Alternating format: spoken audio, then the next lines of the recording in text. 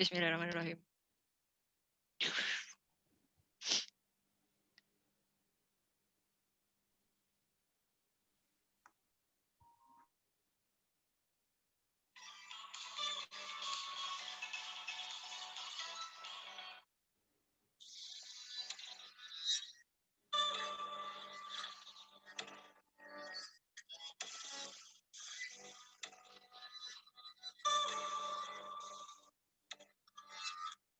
Sudah.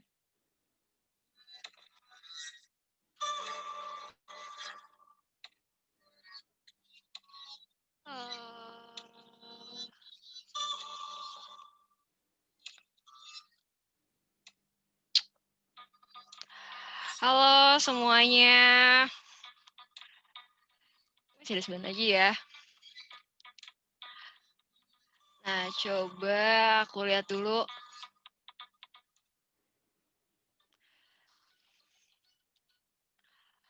Oke, baik. Pertama-tama selamat pagi semuanya. Terima kasih banyak nih udah hadir di acara kita Rekruter Indonesia Bersatu hari ini. Nah, tapi sebelumnya tolong dong nih kameranya nih dinyalain dulu nih, kita ingin interaksi nih. Coba ayo. Pak Ivan Kristiawan, terima kasih. Bu Alena juga terima kasih. Mbak Pauline Manuel juga terima kasih banyak nih udah nyalain kamera. Ayo dong yang lainnya. Coba Bapak Muhammad Ridwan, kemudian Ibu Yuni Astina dinyalain dong. Mungkin Mas Michael Mike juga bisa dinyalain kameranya. Ayo kita mau mulai. Sebentar lagi. Terima kasih banyak untuk pastinya untuk Ibu dan Bapak yang telah hadir untuk acara kita hari ini ya. Nah, kita akan mulai nanti sebentar lagi, 2 menit lagi sebelum akhirnya nanti pada masuk semua. Sekarang udah ada 185 and still counting. Selamat pagi nih. Nah, selamat pagi Bapak Muhammad Rifki Putrananda, terima kasih sudah menyapa loh. Nah, boleh nih juga yang lainnya, kalau misalnya mau di chat nih, saya pengen tahu nih dari daerah mana aja sih Bapak dan Ibu nih. Adakah dari Jakarta, adakah yang dari misalnya dari Kalimantan, ada Bandung, Bandung banyak ya. Oke, Tangerang, Makasih, wow Madiun, oke siap. Oke, Magelang. Selamat pagi Bapak Hardani juga, Bapak dari Medan. Wow, jauh kota hujan itu di mana? Oke, di Surabaya, Madura. Wah, dari Madura juga ada. Oke, coba nih kebanyakan dari Jakarta, Padang. Wah, ada dari Padang. Wah, enak banget ini pagi-pagi kita sambil makan keripik ya. Oke, coba ada lagi yang lainnya. Nah, oke. Baik, kalau gitu terima kasih banyak nih sudah menyapa saya. Oke, pertama-tama perkenalkan juga nih, kalau nama saya Tiara Budiawan. Di sini saya akan memandu Bapak dan Ibu nih kita untuk acara hari ini. Nah, wah selamat pagi dari Medan. Iya, dari Bali. Oke. Oke, dari Bali. Nah, oke, kita mulai aja ya. Nah, di sini kita akan ada acara di mana kita itu akan belajar gimana caranya jadi kandidat yang bisa menjawab pertanyaan-pertanyaan rekruter yang kadang-kadang kita anggap susah. Biasanya tuh aku mau coba dong tolong di chat nih, pertanyaan-pertanyaan apa aja sih yang susah yang ketika ditanya rekruter, Bapak dan Ibu susah jawab nih? Coba. Bisa nggak? Coba kelemahan diri. Oke, kelemahan diri. Terus apa lagi nih soal kelemahan diri? Mungkin maksudnya kekurangan kali ya? Oh iya, alasan masuk perusahaan. Baik. Oke, alasan masuk perusahaan. Ini mungkin Bapak harus belajar. Mungkin, oke, minta gaji berapa? Oh iya sih, Pak. Oke, ada lagi. Bagaimana melihat diri sendiri ke 5 tahun depan? Oke. Bagaimana apa yang membedakan kamu dengan kandidat lain? Coba ada lagi nggak? Saya pengen tahu dulu nih, kebanyakan nih paling bingung ketika ditanya apa sih sama rekruter. Coba, ada lagi nggak? Kelebihan kekurangan, iya. Kenapa resign di perusahaan sebelumnya? Tapi ini saya sering lihat kelebihan dan kekurangan ya, yang paling susah dijawab ya. Tapi memang sih berdasarkan info nih ya dari polling yang kemarin yang sudah kita di pendaftaran kemarin memang sih katanya nih untuk kelebihan dan kekurangan itu katanya memang paling susah. Nanti kita akan bahas ya gimana sih caranya kita kalau misalnya ditanya kelebihan kekurangan tuh kita jadi udah nggak ini lagi, udah nggak grogi lagi, malah kita mungkin udah nggak jawab lagi kayak, oh hanya orang lain yang menilai kita. Nah gitu. Kita akan diajarin nih. Nah, terus apa lagi? Oke, siap, baik. Kalau pakai bahasa Inggris, oh iya Bapak. Pas Mike, ada rencana menikah dalam waktu dekat? Oh siap, oke. Nah, terus studi kasus buat yang fresh graduate. Ibu Yuni Merdiana, apakah kamu siap jika ijazahnya dititipin di perusahaan? Oke. Nah, kita untuk nggak berlama-lama lagi nih, kita akan mulai aja ya. Nah, nanti kita akan belajar banyak banget nih dari Ibu Novalinda Simanjuntak. Beliau ini adalah seorang senior HRBP. HRBP itu apa sih? Itu Human Resource Business Partner. Kalau biasanya kan kita taunya itu kan cuma ada kayak rekrutmen, training, mungkin ada yang jarang tahu organizational development, segala macam, combine, payroll. Nah, ini ada namanya senior human resource business partner. Nah, beliau Ibu Novalinda Simanjuntak ini sekarang sedang bekerja di salah satu perusahaan besar banget yang pasti Bapak dan Ibu tahu. Mungkin Bapak dan Ibu juga pernah menggunakan produk dari perusahaan Ibu Novalinda ini. Nah, kalau misalnya udah cek-cek di Ibu Novalinda di LinkedIn-nya, mungkin pasti udah pada tahu ya, perusahaan ini apa sih, bergerak di bidang apa sih. Nah, oke, untuk acara kali ini kita bakal belajar banget soal yang namanya cara menjawab interview pastinya. Tapi bukan ngalor ngidul, bukan kayak kebanyakan kita misalnya jadi melebar, jadi nggak keep on track dengan apa yang ditanyakan karena saking gugupnya kan ya. Karena kita bakal diajarkan gimana cara menjawab interview dengan terstruktur, ada alurnya. Itu kan akan jadi nilai plus juga nih buat ibu-ibu dan bapak sekalian ya. Nah, tapi terima kasih dulu nih untuk RIB, Rekruter Indonesia Bersatu, sudah mengadakan acara ini. Boleh dong minta tepuk tangan virtualnya Bapak dan Ibu. Kita bisa ada di reaction loh. Di reaction tuh bisa ada tepuk tangan virtualnya loh. Oke, terima kasih banyak Ibu Din. Terima kasih banyak Ibu Mariahani, Ibu Paulin. Kemudian Pak Dionysius, terima kasih banyak atas tepuk tangannya. Ibu Najla juga terima kasih banyak ya. Oke, baik, kita biar nggak lama-lama lagi nih, aku bakal jelasin juga bahwa nanti akan ada sesi tanya jawab. Nah, sesi tanya jawab ini bakal kalian harus banget nih ya. Di sini memang kita jangan banyak mencatat atau segala macam, tapi tangkaplah esensinya. Nanti kalau misalnya memang ada yang belum jelas dari yang dijelaskan atau ada yang masih pertanyaan yang bingung-bingung, bisa ditanya nanti di sesi kolom Q&A ya. Bisa ditanya di chat pertanyaannya apa. Nah, kemudian nanti akan ada 2 petanya terbaik di mana akan mendapatkan kesempatan untuk free coaching klinik selama 1 jam dengan Ibu Novalinda Simanjuntak. Mau nggak diajarin lebih dalam lagi soal interview atau mungkin simulasinya ketika menjadi kandidat. Oke? Nah, jadi siapkan pertanyaan terbaik kalian Bapak dan Ibu. Nanti akan saya kalau misalnya nanti ada pertanyaan terbaik, kita akan bakal di-share di belakang, nanti di akhir acara, dikasih tahu nih siapa aja nih yang jadi pertanyaan terbaiknya, akan dipilih 2. Oke? Tapi sebelum ini saya harus kasih tahu dulu nih ya, harap suara di-mute, nanti akan di-unmute ketika memang dipersilakan. Nah, kemudian juga jangan coret-coret ya atau share screen. Kita harus mendengarkan Ibu Novalinda Simanjuntak agar teman-teman yang lainnya juga tidak terganggu nih. Oke? Sepakat ya? Kalau misalnya udah kayak gitu, ya oke, kita mulai aja nih dari Ibu Novalinda Simanjuntak. Ibu, kita udah siap ya Bu ya untuk belajar bareng? Mungkin suaranya bisa di-unmute Bu? Udah? Hai Tiara. Hai. Ya. Hai. Oke, terima kasih banyak atas waktunya Bu. Udah kesempatan datang ke sini nih atas undangannya nih. Terima kasih banyak ya sudah menerima undangan dari kami nih. Ini beliau ini benar-benar, saya udah sempat bicara sama beliau, Bu Novalinda ini benar-benar ilmunya banyak banget. Jadi jangan dilewatkan sekalipun. Jangan kita skip. Wah, jangan deh. Kalian bakal rugi banget. Ini tangkap esensinya. Karena kenapa? Dari materi ini yang bakal diceritakan itu bukan hanya teori, tapi lebih ke pengalamannya dan jawabannya itu kebanyakan contoh. Seperti itu. Nah, Ibu Nova, mungkin saya nggak akan berlama-lama nih untuk penjelasannya. Mungkin Ibu udah siap ya? Kita udah siap banget ya untuk belajar bareng ya guys? Oke, kalau misalnya udah siap, kita mulai aja dari Ibu Novalinda Simanjuntak ya. Terima kasih banyak waktunya Ibu, silakan dimulai. Thank you Tiara ya untuk Sama-sama. openingnya.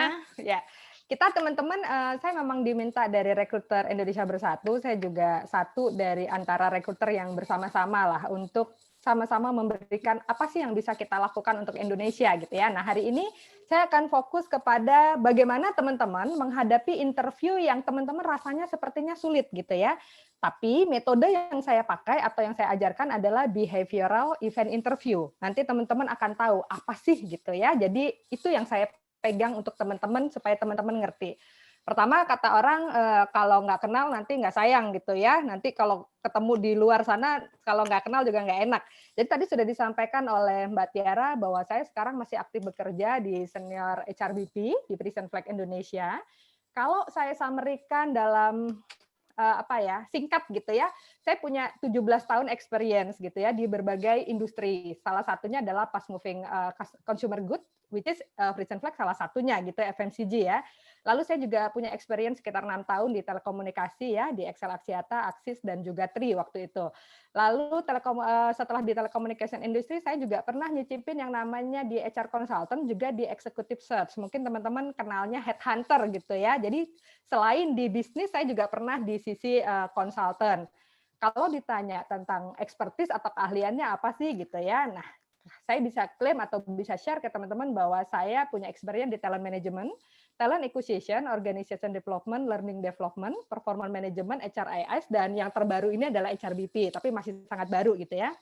Nah, yang saya warnain biru ini, talent acquisition adalah hal atau experience yang saya mau share ke teman-teman. Karena dari 17 tahun experience saya itu selalu digandeng dengan posisi talent acquisition.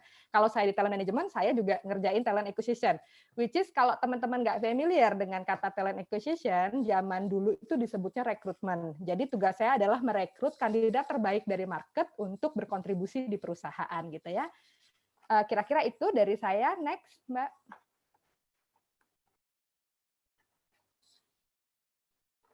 Nah, saya akan info mengenai sejarah perusahaan dulu mungkin ya. Sorry, bisa back ke slide sebelumnya, Mbak.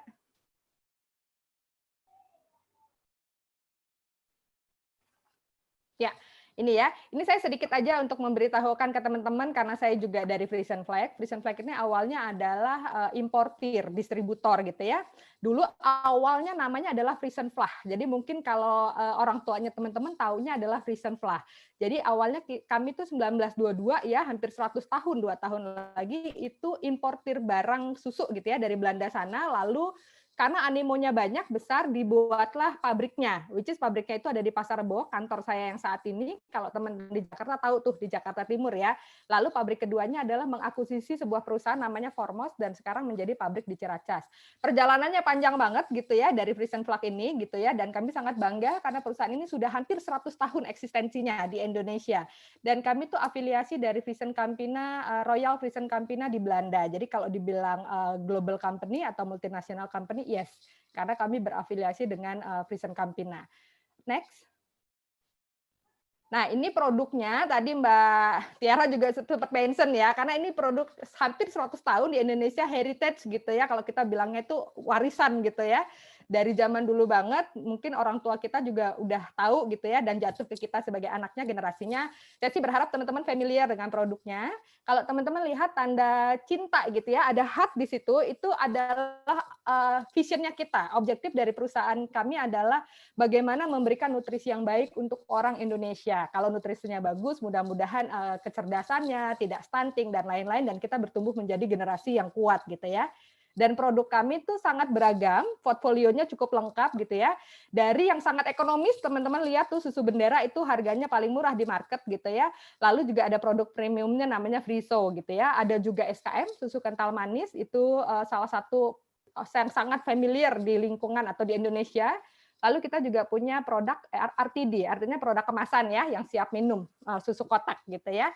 Itu produknya semoga salah satu juga yang ada di hati teman-teman ya. Nah, hari ini kita nggak akan bahas Prison Flag maupun saya gitu ya. Kita akan lebih banyak membahas tentang apa yang menjadi tujuannya teman-teman datang ke sini. Nah, satu hal, ini nanti saya akan gunakan juga contoh ketika teman-teman interview gitu ya. Teman-teman harus mengenali perusahaannya terlebih dulu. Contohnya di perusahaan kami itu punya value yang namanya grow strong, give more. Jadi kalau teman-teman lihat di LinkedIn atau di Instagram, tagline ini terus-terusan muncul. Apa sih maknanya? Maknanya adalah kami percaya bahwa yang namanya employee atau pekerja itu pasti punya kekurangan dan kelebihan.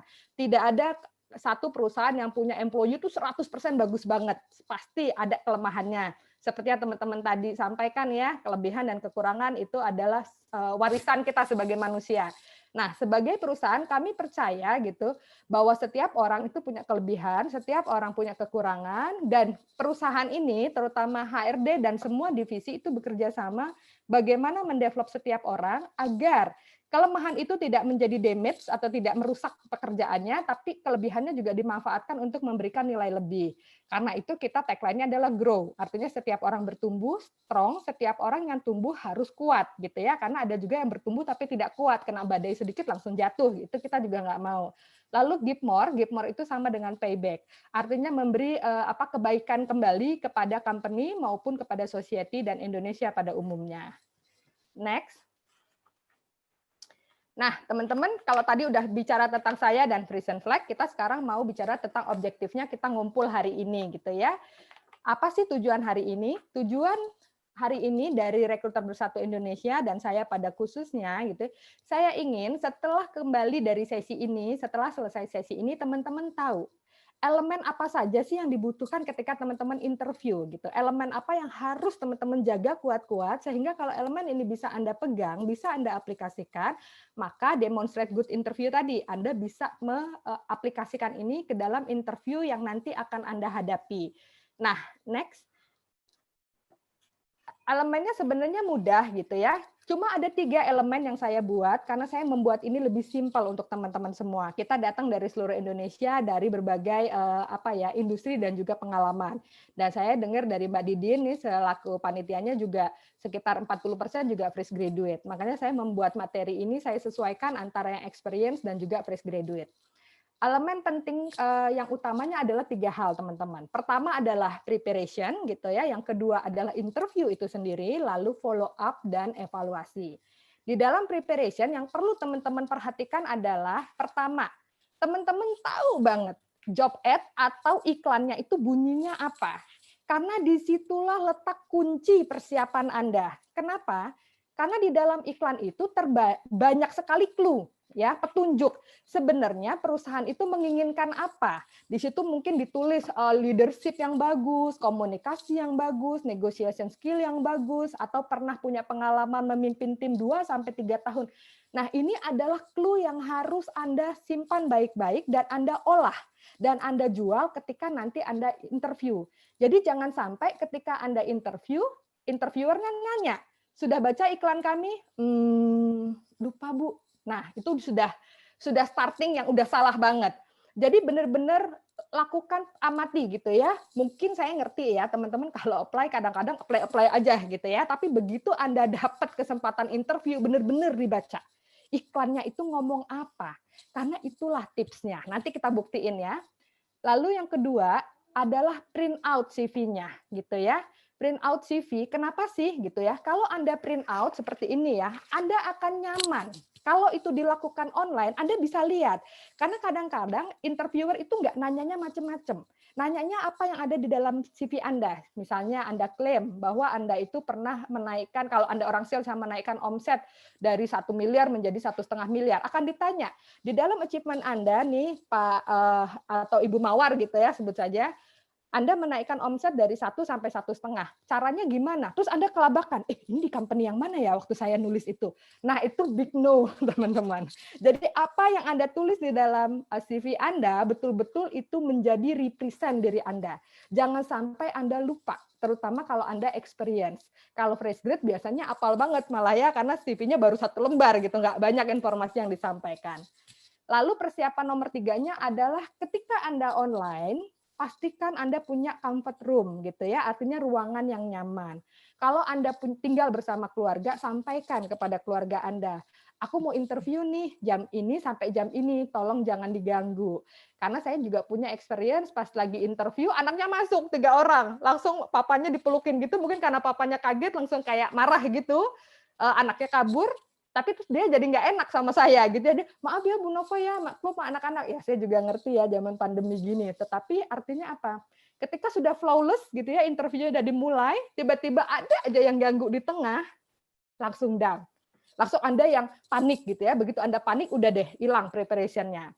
Lalu kalau online nih teman-teman pastikan networknya benar-benar bagus. Kadangkala internetnya up and down, rekruternya nggak dengar Anda ngomong apa. AE. Padahal rekruter itu biasanya waktunya tuh padat banget, banyak banget yang dia akan interview. Begitu gagal hari ini, mau range lagi tuh udah nge-range waktunya sudah agak sulit. Jadi pastikan teman-teman kalau Anda punya modem gitu ya, modemnya tuh 2 gitu. Pastikan itu. Kalau Anda di rumah modemnya 2. Kalau satu nyala bagus, alhamdulillah gitu ya. Tapi kalau satu mati langsung pindah ke tempat yang lainnya gitu ya. Jadi Anda mengakali sendirilah. Lalu berikutnya adalah on time. Kalau saya buktikan ya, kalau kandidat itu terlambat, entah karena kelalaian dia atau karena faktor X, ketika ketemu face to face itu udah berantakan gitu ya. Dia udah nggak enak hati, udah minta maafnya udah banyak banget di awal, dan preparation-nya dia jadi buyar. Tapi kalau online pun sama, teman-teman. Jadi ketika Anda diundang, pastikan Anda datang itu 5 menit at least ya, lebih awal dari undangannya. Sehingga sebisa mungkin biarkan kita yang menunggu ketimbang rekruternya yang menunggu. Jadi kalau kalau kita menunggu itu kita lebih ready gitu ya. Tapi kalau rekruternya yang menunggu, nanti rasanya Anda kagok pas Anda masuk, dia sudah ada di situ di room-nya gitu ya. Lalu nomor 4, tips dari preparation adalah Anda tahu banget kenal gitu ya, tidak kenal dalam artian face to face, tapi Anda mengenal siapa sih orang yang mau saya ketemu ini. Apakah dia dari HRD, apakah dia dari user. Sehingga saya sarankan kalau Anda di-invite melalui telepon, tanyakan nama lengkapnya siapa. Kalau di email biasanya sudah dicantumkan nama dan jabatannya. Pelajari baik-baik gitu ya. Bahkan saya aja waktu saya masuk Frisian Flag ya, kalau saya interview HR kan interview user ya. Biasanya juga saya udah kenal gitu ya sama direktur HR-nya Ibu Mega gitu kan. Tapi ketika saya berhadapan dengan managing director atau presiden director saya, beliau namanya Pak Mauris gitu ya, saya betul-betul cari tahu di Google, LinkedIn-nya beliau pendidikannya apa, pernah tinggal di mana aja, terus saya buka YouTube-nya gitu ya. Saya ulang-ulang setiap hari. Kenapa? Supaya saya familiar gitu ya, bagaimana beliau berucap, berkata gitu ya. Nah, kalau saya udah dengar, udah familiar gitu, rasanya lebih tenang gitu di hati. Nah, ini tuh banyak banget cara untuk teman-teman tahu siapa sih interviewernya kita gitu ya. Teman-teman bisa manfaatkan sosial media lah. At least kenali wajahnya supaya teman-teman tahu, oh ini ya orangnya. Syukur-syukur kalau teman-teman punya teman yang kenal, cari tahu gitu ya orangnya kayak apa sih gitu. Apakah suaranya itu keras gitu, apakah tipikal yang sangat kritis atau gimana gitu ya. Jadi betul-betul kenali. Lalu company-nya, juga industrinya. Ini perusahaan apa? Apa sih objektifnya mereka? Apa sih bisnisnya mereka? Ini teman-teman cari tahu. Saya nggak menuntut teman-teman untuk tahu yang complicated gitu ya. Tapi at least Anda tahu lah. Jangan sampai nanti di interview di susu gitu ya, ngomonginnya industri yang berbeda gitu ya. Jadinya kontradiktif gitu. Jadi persiapkan diri Anda itu adalah bagian dari, kata orang sih, persiapan adalah 60% dari kunci kesuksesannya. Lalu nomor 5 itu dress up. Dress up itu artinya Anda bukan berpakaian mewah, bukan, tetapi sesuatu yang nyaman, santun, sopan gitu ya. Sehingga Anda bisa nyaman gitu ya ketika bertemu dengan rekruter. Meskipun itu online, teman-teman gitu ya, pakailah pakaian yang sedikit formal gitu ya. Kalau teman-teman nggak nyaman, mungkin bisa pakai batik atau kemeja berkerah. Itu saja sudah cukup. Hindari untuk pakaian oblong, you can see, misalnya kalau itu cewek gitu ya, it's not a time untuk pamer your body bagus, it's not a time gitu ya. Tapi lebih tunjukkan kompetensimu seperti apa. Itu dari hal preparation. Next. Nah, sekarang interviewnya sendiri. Udah dipanggil, interview sendiri adalah bicaranya betul-betul hadir di interviewnya. Pertama, ini kombinasi 3 sikap yang harus teman-teman miliki. Genuine, honest, be yourself. 3 ini adalah intinya kalau bahasa Indonesianya adalah sikap yang jujur. Sikap yang terbuka dan apa adanya. Hadirkanlah diri Anda apa adanya gitu. Kenapa? Kalau Anda menghadirkan diri Anda apa adanya, pasti Anda akan fokus dan hadir 100% dalam interview itu. Kalau Anda berpura-pura mengatur gaya bicara Anda gitu ya, tiba-tiba yang tadinya wah wah wah diatur dengan yang sangat gitu ya, kayak semacam elegan yang dibuat-buat, itu kerasa. Ketika itu ditangkap oleh recruiter atau user, dia akan merasa kok orang ini kayak nggak jujur ya sama saya. Kalau dari awal aja udah nggak jujur gimana ya? Kok kayak ada yang ditutupin ya? Nah, itu biasanya tertangkap. Kita tidak tahu kenapa Anda begitu, tapi riset yang kami tangkap adalah Anda memulainya tidak dengan honest. Anda memulainya tidak dengan jujur, tidak dengan terbuka, sehingga gimana kita mau menilai Anda, padahal yang namanya interview, teman-teman, interview itu adalah bagaimana seorang interviewer, baik itu HR maupun user, itu mengenal Anda. Ketika kita mengenal Anda, tahu apa yang menjadi strength Anda, apakah itu cocok untuk company. Ketika fit, maka Anda direkrut.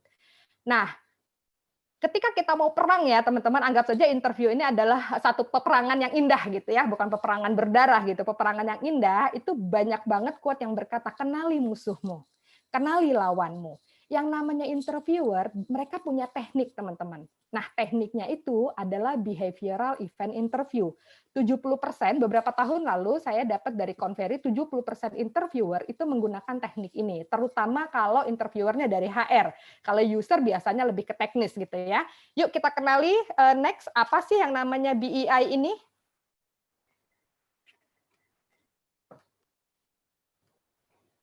Ya, BEI atau Behavioral Event Interview adalah hal yang dipakai rekruter untuk mengecek kompetensi dari kandidat. Kenapa sih rekruter mau tahu tentang kompetensinya? Karena rekruter itu dimandatkan oleh perusahaan untuk meng-hire, untuk merekrut orang yang kompeten. Itu dulu intinya. Teman-teman harus tahu bahwa oh, rekruter itu harus merekrut orang yang kompeten. Kalau begitu, rekruter harus tahu apakah Anda kompeten atau tidak. Make sense ya, masuk akal ya di situ. Nah, sekarang pertanyaannya adalah kompeten atau kompetensi itu apa sih sebetulnya? Nah, teman-teman, kompetensi itu adalah gabungan, kombinasi gitu ya, dari keahlian, dari sikap kerja, dari pengetahuan yang diaplikasikan ke dalam pekerjaan yang kita kenal kalau bahasa HR adalah job behavior. Bagaimana perilaku atau kebiasaan kerjanya dia. Dan ini sangat bisa diamati, teman-teman. Dan bisa diukur dan bisa dievaluasi. Contoh, ini pakai bahasa sehari-hari aja nih ya. Kalau teman-teman yang sekarang masih bekerja atau yang pernah bekerja ditanya sama temannya, leadership bos lu gimana sih? Gitu ya. Bos lu orangnya kayak gimana leadershipnya? Gitu ya. Pasti yang Anda jawab adalah perilakunya. Nah, itulah kompetensi. Anda mungkin jawab, oh, bos gue keren banget. Dia tuh bisa banget loh bikin tim lain tuh denger apa katanya dia gitu ya. Sehingga kita tuh kerjasamanya smooth banget. Atau Anda beruntung banget punya bos yang hebat. Bos gue tuh, wah problem solver banget deh. Kalau tim datang, dia tuh bisa aja jawabannya. Bisa punya solusinya. Jadi kita happy kerja sama dia. Nah, bagaimana beliau menginfluence departemen lain, bagaimana beliau ready untuk si person ini ketika ada masalah, timnya itu yang disebut dengan job behavior. Itulah yang teman-teman amati terhadap perilaku seseorang dan itu yang dipakai oleh rekrutmen atau recruiter ketika bertanya Anda dalam sesi interview. Next. Jadi teman-teman pendek kata, kenapa rekruter menggunakan BEI? Karena kami percaya rekruter yang menggunakan BEI ya, kami percaya bahwa kalau mau merekrut orang, itu orangnya harus kompeten. Yang kedua, kalau orang itu kompeten, pasti dia punya perilaku kerja yang berbeda dibandingkan dengan orang yang tidak kompeten. Artinya orang kompeten itu lebih kelihatan gitu ya, lebih terlihat dan dia bisa membuktikan itu. Lalu nomor 3, kalau dia orangnya kompeten, ketika dia interview, dia juga akan flawless, akan lancar menceritakannya. Kenapa? Karena itu adalah pekerjaannya dan itu adalah perilaku kerjanya. Jadi kita mau mereduce yang nomor 6 ya, mereduce hal-hal yang dia tidak lakukan tapi dia akui gitu ya. Lalu nomor 5 kita bahas, BEI ini keuntungannya akan fokus kepada si kandidat gitu ya. Rekruter yang baik itu biasanya ngomongnya cuma 20% dalam sesi interview. 80%-nya adalah si kandidatnya. Tugasnya rekruter adalah menggali. Ketika sudah digali lalu diputuskan apakah orang itu oke atau tidak. Sehingga dengan metode BEI ini ya menjadi fokus adalah Anda. Bagaimana Anda bekerja, bagaimana Anda melakukan pekerjaan Anda, lalu apapun yang Anda lakukan di situ tercermin dari sikap kerja Anda. Mengapa kita memilih BEI? Karena 6 komponen ini, dan ini adalah teknik interview yang paling mujarab sejauh ini yang kami lakukan gitu ya. Next.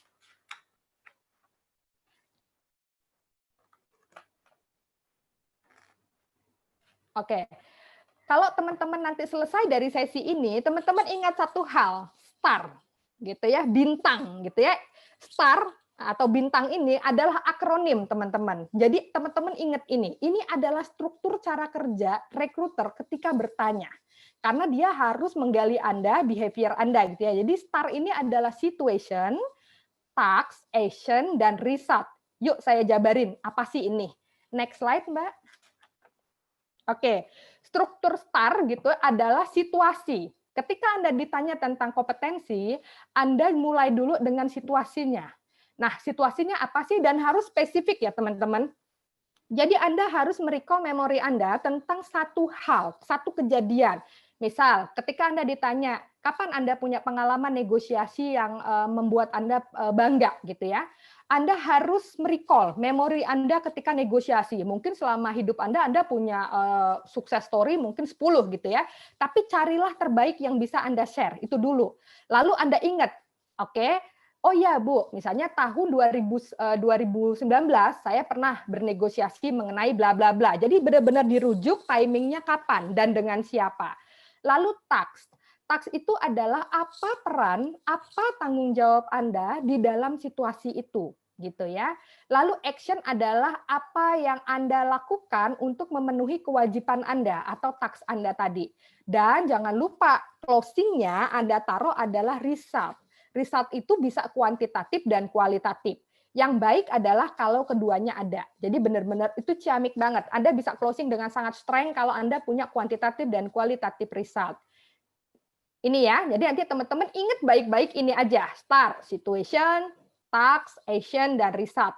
Yuk kita lihat contohnya ya. Next slide, Mbak. Nah, teman-teman boleh baca ini saya tuh kemarin ngambil dari rightattitude.com ya. Jadi saya appreciate mereka, saya ambil dari situ karena contohnya keren banget dan itu bisa dijabarkan dengan sangat mudah ke teman-teman semua. Jadi ketika Anda menjawab pertanyaan recruiter, sebenarnya Anda sedang storytelling. Anda sedang menceritakan sebetulnya apa yang terjadi saat itu. Jadi direct, Anda menyampaikannya secara direct dan ceritanya logik. Kalau Anda memakai struktur STAR ini, situation, task, action, result, itu adalah logik. Nggak akan loncat-loncat nanti ceritanya. Makanya kita menggunakannya STAR gitu ya. Lalu meaningful. Ini sangat berarti untuk Anda dan personalize. Artinya ini memang experience saya loh. Saya mengalami ini loh. Dan ini yang membuat saya menjadi kompeten gitu ya. Nah, pertama dalam preparation Anda harus betul-betul mendengarkan sebetulnya pertanyaannya apa. Karena kalau Anda sudah salah memahami pertanyaan recruiter, Anda akan menjawabnya juga salah gitu ya. Lalu yang kedua, pikirkan. Begitu ditanya, misalnya tadi tentang negosiasi ya, begitu tanya tentang negosiasi, maka Anda langsung berpikir, oke, event atau kejadian negosiasi mana yang harus saya pick up untuk saya ceritakan.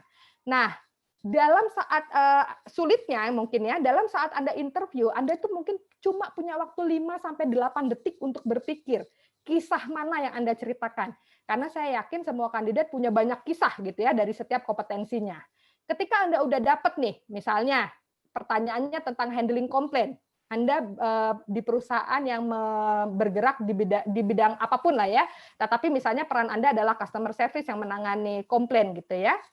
Contohnya, pertanyaannya mungkin dari rekruternya bertanya, kapan kamu pernah mengalami dikomplain sama customer kamu? Dan komplain itu sangat berat gitu ya. Nah, contohnya dia akan mengawalinya dengan situasi ya, saya dapat komplain atau keluhan dari bla bla bla, ceritain dari siapa gitu ya. Nah, saat itu tim itu berarti bukan harus timnya dia ya, tapi bisa juga divisi lain. Tim kami itu tidak bisa memenuhi pengiriman gitu ya, sehingga komplain keras datang dari customer. Tanggung jawab saya adalah saya harus menghandle komplain ini. Kami harus mempertahankan customer kami ini karena beliau ini memberikan kontribusi cukup besar kepada perusahaan kami. Bisa dibilang mungkin 5% dari revenue kami berasal dari company ini. Action yang saya lakukan saat itu, saya nggak beruntungnya adalah pandemi. Jadi saya tidak bisa bertemu beliau secara langsung, tetapi saya dapatkan kontaknya dan saya meeting in person dengan video call. Saya jelaskan bahwa kami sebelumnya sejarahnya tidak pernah melakukan keterlambatan pengiriman. Karena efek pandemi ini dan PSBB, jadi banyak hal sekali yang saya tidak bisa sampaikan secara detail, Ibu, tapi misalnya PSBB ini membuat pengirimannya jadi terlambat gitu ya. Ini contohnya dia menguraikan actionnya si kandidat ini. Lalu saya juga meyakinkan kepada customer kami bahwa pengiriman akan datang tepat waktu besok. Dan saya bekerja sama dengan supply chain, logistik, saya memastikan bahwa pengiriman tidak boleh delay lagi. Nah, hasilnya Bu sangat luar biasa. Ternyata esoknya barang kami udah sampai di perusahaan tersebut gitu ya. Masalah kami solve, kami tidak kehilangan pelanggan dan saya merasa sangat terharu. Ternyata beliau call saya dan beliau bilang bahwa terima kasih ya udah dibantu, barangnya udah nyampe dan saya benar-benar bangga dengan hasil seperti itu. Yang awalnya saya deg-degan banget, saya takut perusahaan kami kehilangan customer yang loyal, tapi akhirnya saya bisa menutupnya dengan bagus. Itu contoh, ya, itu contoh di mana si kandidat memberikan situasi, task, action, dan result. Tetapi ini structure ya teman-teman, ini adalah structure. Semakin Anda mahir dalam interview, Anda bisa menceritakan situasinya, actionnya, dan lain-lain dengan lebih flawless. Artinya Anda bisa menyesuaikan, apakah si interviewer ini adalah orang yang formal, apakah orang yang sedikit non formal gitu ya, Anda bisa menyesuaikan gayanya gitu ya. Jadi cerita Anda bisa kemas sedemikian rupa, tetapi ada unsur star-nya ini sehingga nanti si recruiter itu akan tahu, oh dia menangani kasus komplain itu seperti ini. Oh dia menanganinya dengan baik dan segala macamnya. Tapi jangan khawatir teman-teman, tidak semua experience kita itu adalah tentang kesuksesan, bisa juga kegagalan. Nah, ketika Anda diminta untuk menceritakan kegagalan Anda, ceritakan saja. Nah, yang pasti akan di-highlight adalah kontribusi Anda terhadap kegagalan itu. Artinya, apakah Anda sudah melakukan hal yang benar, tetapi result-nya masih tidak bagus, ataukah memang ada kesalahan yang Anda buat, sehingga Anda tidak sukses. Nah, kalau itu yang terjadi, Anda harus persiapkan. Kenapa Anda gagal dan learning point, artinya pembelajaran apa yang bisa Anda dapatkan sehingga Anda tidak ulangi lagi di kemudian hari. Ini contoh dari STAR ya teman-teman, nanti Anda bisa praktek dan Anda bisa membuat flow-nya tidak harus berurutan, tapi ada unsur STAR di dalamnya gitu ya. Jadi kita juga nggak kaku-kaku amat gitu ya teman-teman ya. Next Mbak. Nah, ketika kita memang di interview, ketika kita merecall gitu ya pengalaman kita, ada unsur perasaan di dalamnya gitu ya. Ketika kita kecewa, kita pasti ada rasa kecewa tergambar dari wajahnya teman-teman, dari matanya teman-teman, atau sedih atau bangga bagaimana matanya berbinar gitu ya. Jadi jangan takut untuk melibatkan perasaan, pemikiran dan konteks saat itu gitu ya.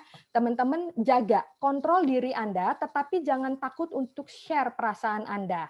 Yang penting adalah teman-teman punya cerita itu logik dan mengalir dan Anda sampaikan apa yang terjadi. Kalau Anda sampaikan misalnya waktu saya dikomplain itu Bu, saya dimaki-maki sama customer saya, padahal kesalahan kan bukan di saya. Saya benar-benar sedih. Sampaikan aja seperti itu. Karena yang kita inginkan adalah kita ingin tahu Anda gitu ya, baik dari sisi prestasi maupun personality. Dan itu terlihat di dalam kompetensi ini. Karena kompetensi itu tadi adalah gabungan semuanya yang menjadi sikap kerja. Anda bisa sampaikan, misalnya, saya pernah ditegur atasan saya gitu, saya sedih banget karena menurut saya itu tidak fair gitu ya. Tapi setelah itu Anda harus sampaikan, setelah ditegur itu apa action Anda untuk memperbaiki diri. Itu yang recruiter mau dengar, teman-teman. Kalau Anda cuma menyampaikan situasi doang, situasi aja yang Anda, iya bos saya tuh gini, bos saya tuh begitu. Tidak ada action maupun result, itu namanya curhat. Dan kita bukan sesi curhat sih kalau interview ya. Jadi jangan hanya terjebak pada situasi. Anda harus sampaikan tanggung jawab Anda di dalam situasi itu, action Anda dan hasilnya seperti apa. Dan ingat, hasil tidak harus bombastis, tapi Anda harus realistis menyampaikan usaha Anda itu apa sebetulnya, gitu ya. Next.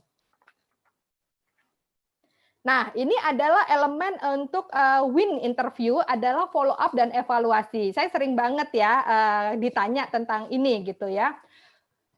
Teman-teman, 10 tahun saya di rekrutmen, let's say hanya 10 orang dalam setahun itu yang benar-benar mengirimkan apresiasi gitu ya. Artinya thank you letter gitu ya. Terima kasih Bu Nova sudah diberi opportunity untuk interaksi dengan perusahaan ini. Saya sorry layarnya hilang. Sorry ada ya, oke. Ya. Sorry ya, tadi ada teknis layarnya hilang di tempat saya. Jadi Pertama, yang attitude sebagai kandidat yang harus Anda tunjukkan adalah attitude yang positif. Ketika Anda misalnya dapat panggilan melalui email atau WhatsApp, balas 1 hari setelahnya. Jangan habis interview baru 5 menit di luar langsung balas. Enggak juga gitu ya teman ya. Perhatikan sekuennya. Artinya 1 hari setelah Anda diinterview, kalau Anda dikontak lewat email atau WhatsApp, boleh tuh Anda bilang terima kasih ya Pak, terima kasih ya Bu, gitu ya. Sudah diberikan kesempatan gitu. Kalau Anda dipanggil lewat telepon dan tidak bisa telepon balik karena itu punya company, ya udah nggak apa-apa gitu ya. Lalu berikutnya follow up. Ketika dalam proses rekrutmen tidak dijelaskan kapan Anda akan dihubungi atau dikonfirmasi lulus atau tidak lulus, Anda berhak untuk memfollow up teman-teman. Karena Anda udah spend waktu, sudah memberikan waktu Anda berhak untuk mendapatkan jawaban gitu ya. Ya namanya rekruter juga manusia gitu ya, kadang-kadang lupa untuk membalas gitu. Jadi teman-teman berhak untuk menanya melalui email atau WhatsApp, tapi sekurang-kurangnya 7 hari dari waktu Anda interview. Kami sebagai rekruter banyak banget elemen yang harus kami diskusikan secara internal. Jadi nggak mungkin besoknya tuh udah ada decision, kecuali memang Anda top banget dan semua orang setuju, biasanya itu cepat gitu ya. Tapi kalau kami juga harus memproses kandidat lain, jadi at least dalam waktu 7 hari dari Anda interview, Anda bisa memfollow up gitu ya. Follow up juga dengan santun gitu ya, sehingga Anda punya koneksi yang baik ke depannya dengan beliau. Lalu teman-teman ini juga yang jarang dilakukan. Saya punya sepupu yang kalau habis interview ya udah dia nggak mikirin, ya udah pokoknya gue udah interview, menurut dia begitu. Tetapi sebetulnya reflection time itu sangat penting teman-teman. Ketika teman-teman udah interview, teman-teman recall lagi, apa sih yang sudah bagus? Apa sih yang mau saya improve? Semudah gini loh, kalau saya diberikan kesempatan di waktu yang sama gitu ya, saya balik mundur bisa interview lagi dengan orang yang sama, apa yang saya akan perbaiki.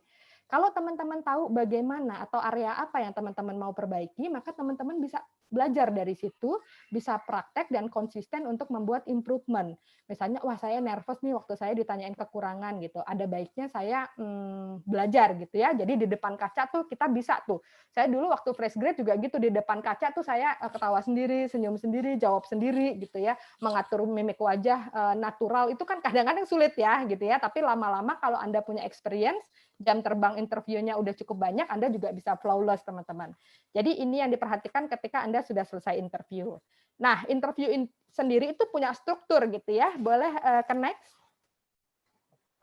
Nah, struktur interview ini adalah opening, lalu sesi intinya sendiri yang di BEI tadi, lalu closing teman-teman. Nah, ketika opening itu adalah waktu yang sangat berharga. Anda cuma punya waktu more or less itu cuma 2 menit untuk benar-benar dilihat impresinya. Meskipun orang-orang punya tagline, don't judge the book from the cover ya teman-teman, tapi dalam hal interview, impresi pertama itu cukup dalam gitu ya. Oh orangnya cekatan, oh orangnya kok kayaknya sendu. Itu tuh impresi pertama dari recruiter, baik itu interviewernya dari HR ataupun user. Jadi Anda harus bisa memanage impresi itu tadi gitu ya. Ketika Anda diminta untuk memperkenalkan diri, balik ke iklan awal. Iklannya itu ngomong apa sih? Misalnya dia bilang dia butuh orang yang negosiasi gitu ya, sama orang yang teamwork-nya kuat. Nah, ketika Anda diminta untuk memperkenalkan diri, coba masukkan itu. Kalau Anda memang pintar di bagian yang itu ya, Anda bisa klaim bahwa Anda kompeten di situ, Anda masukin. Misalnya, terima kasih Bu untuk kesempatan interviewnya, nama saya Nova gitu ya. Saya punya experience 17 tahun Bu. Dalam iklan Ibu sebutkan butuh orang yang negosiasinya bagus dan leadership-nya bagus. Saya Bu selama pekerjaan saya itu seringkali bernegosiasi. Dalam setahun mungkin bisa 20 kali saya bernegosiasi. Dan mengenai leadership Bu, di perusahaan yang sekarang tuh saya punya 3 orang tim Bu. Tidak banyak tapi cukup challenging bagaimana saya memanage tim saya ini. Sehingga Bu saya yakin gitu ya, saya seorang yang cukup kompeten untuk role ini di perusahaan Ibu dan saya bisa berkontribusi dengan baik. Maksimal 3 menit Anda memperkenalkan diri. Tetapi unsur dari iklan itu cobalah masukkan di sini. Nah, seringkali ketika saya bertemu dengan kandidat, mereka lupa itu. Mereka nggak jualan gitu ya. Padahal teman-teman ketika opening ini adalah waktu Anda jualan. Anda belum ditanya tapi Anda udah jualan. Itu cakep banget. Cuma jualannya jangan lebay juga. Jadi koridornya adalah iklannya apa sih? Ngomong apa sih? Persyaratannya apa sih? Itu yang teman-teman harus sampaikan gitu ya. Nah, lalu behavioral event interview tadi kita udah belajar, yang star ya, jangan lupa si starnya. Lalu finish high, teman-teman. Sudah bagus nih openingnya, behaviornya juga udah naik. Pokoknya udah kayak klimaks gitu, tiba-tiba ilfil rekruternya. Kenapa sih ilfil? Karena closing-nya, finish-nya nggak high gitu ya. Jadi kita berharap teman-teman juga finish-nya itu bagus, ending-nya bagus, sehingga rekrutmennya atau selection-nya selesai dengan sangat cakep gitu ya. Finish high ini salah satunya adalah siapkan list pertanyaan. Ketika Anda diminta untuk ada pertanyaan, siapkan list pertanyaannya. Kalau Anda tidak bertanya, apalagi Anda dikaruniai wajah yang datar gitu ya, tidak ada pertanyaan, cukup nanti mereka berpikir Anda tidak interest atau Anda tidak tahu apa-apa tentang company ini sehingga Anda bukan salah satu kandidat terbaik mereka. Jadi finish high itu artinya akhiri dengan sangat cakep. Anda bisa bertanya hal-hal yang memang Anda curious tapi masih di koridor interview gitu ya. Salah satunya adalah kalau saya sih berharap saya diterima di perusahaan ini Ibu gitu ya sebagai misalnya CS supervisor tadi gitu ya. Nah saya ingin tahu Bu kalau misalnya saya masuk ke sini tantangan apa sih Bu yang harus saya persiapkan sehingga nanti saya join dalam kondisi prima. Saya sudah mempersiapkan segala sesuatunya. Contohnya itu. Lalu kedua, oke saya misalnya ini perusahaan susu ya. Saya dengar industri susu di berita naik ya Bu ya karena dari sesi Covid ini orang-orang jadi minum susu, nutrisinya bagus. Ada nggak Bu dengan kenaikan peminat ini fungsi kerja yang berbeda dalam situasi COVID ini apa yang masih dipersiapkan Bu sehingga nanti kalau saya join saya sudah bisa mempersiapkan diri. Atau setidak-tidaknya teman kalau teman-teman tidak punya gitu ya pertanyaan gitu ya, at least Anda bertanya. Terima kasih sudah dikasih kesempatan, saya ingin tahu next prosesnya dari sesi interview ini apa sehingga saya bisa mempersiapkan diri saya gitu. Apakah next-nya adalah medical check up, apakah next-nya adalah apa gitu. Dan berapa lama Bu saya bisa diberikan feedback karena saya sangat berharap banget bisa join. At least itu. Jangan sampai ketika Anda ditanya Anda cuma bilang enggak ada dengan muka yang datar lagi gitu ya. Itu langsung finish-nya tuh jluk gitu ya. Nah, itu yang teman-teman mesti persiapkan. Nah, di dalam interview itu juga Anda harus bonding tuh gitu ya, network udah mulai tuh. Sehingga teman-teman kadangkala saya akuin nih 10 tahun kadang-kadang saya berbeda pendapat sama user saya. Saya memberikan kredit bagus gitu ya sama si kandidat tapi user saya tidak misalnya. Kan kita 50-50 tuh teman-teman. Karena kan nanti dia akan jadi anak buahnya user pastinya ya. Saya akan keep profilnya. Kalau orang itu sampai bilang ke saya butuh banget Bu job gitu ya. Saya akan bilang, boleh nggak CV Anda saya share ke teman saya?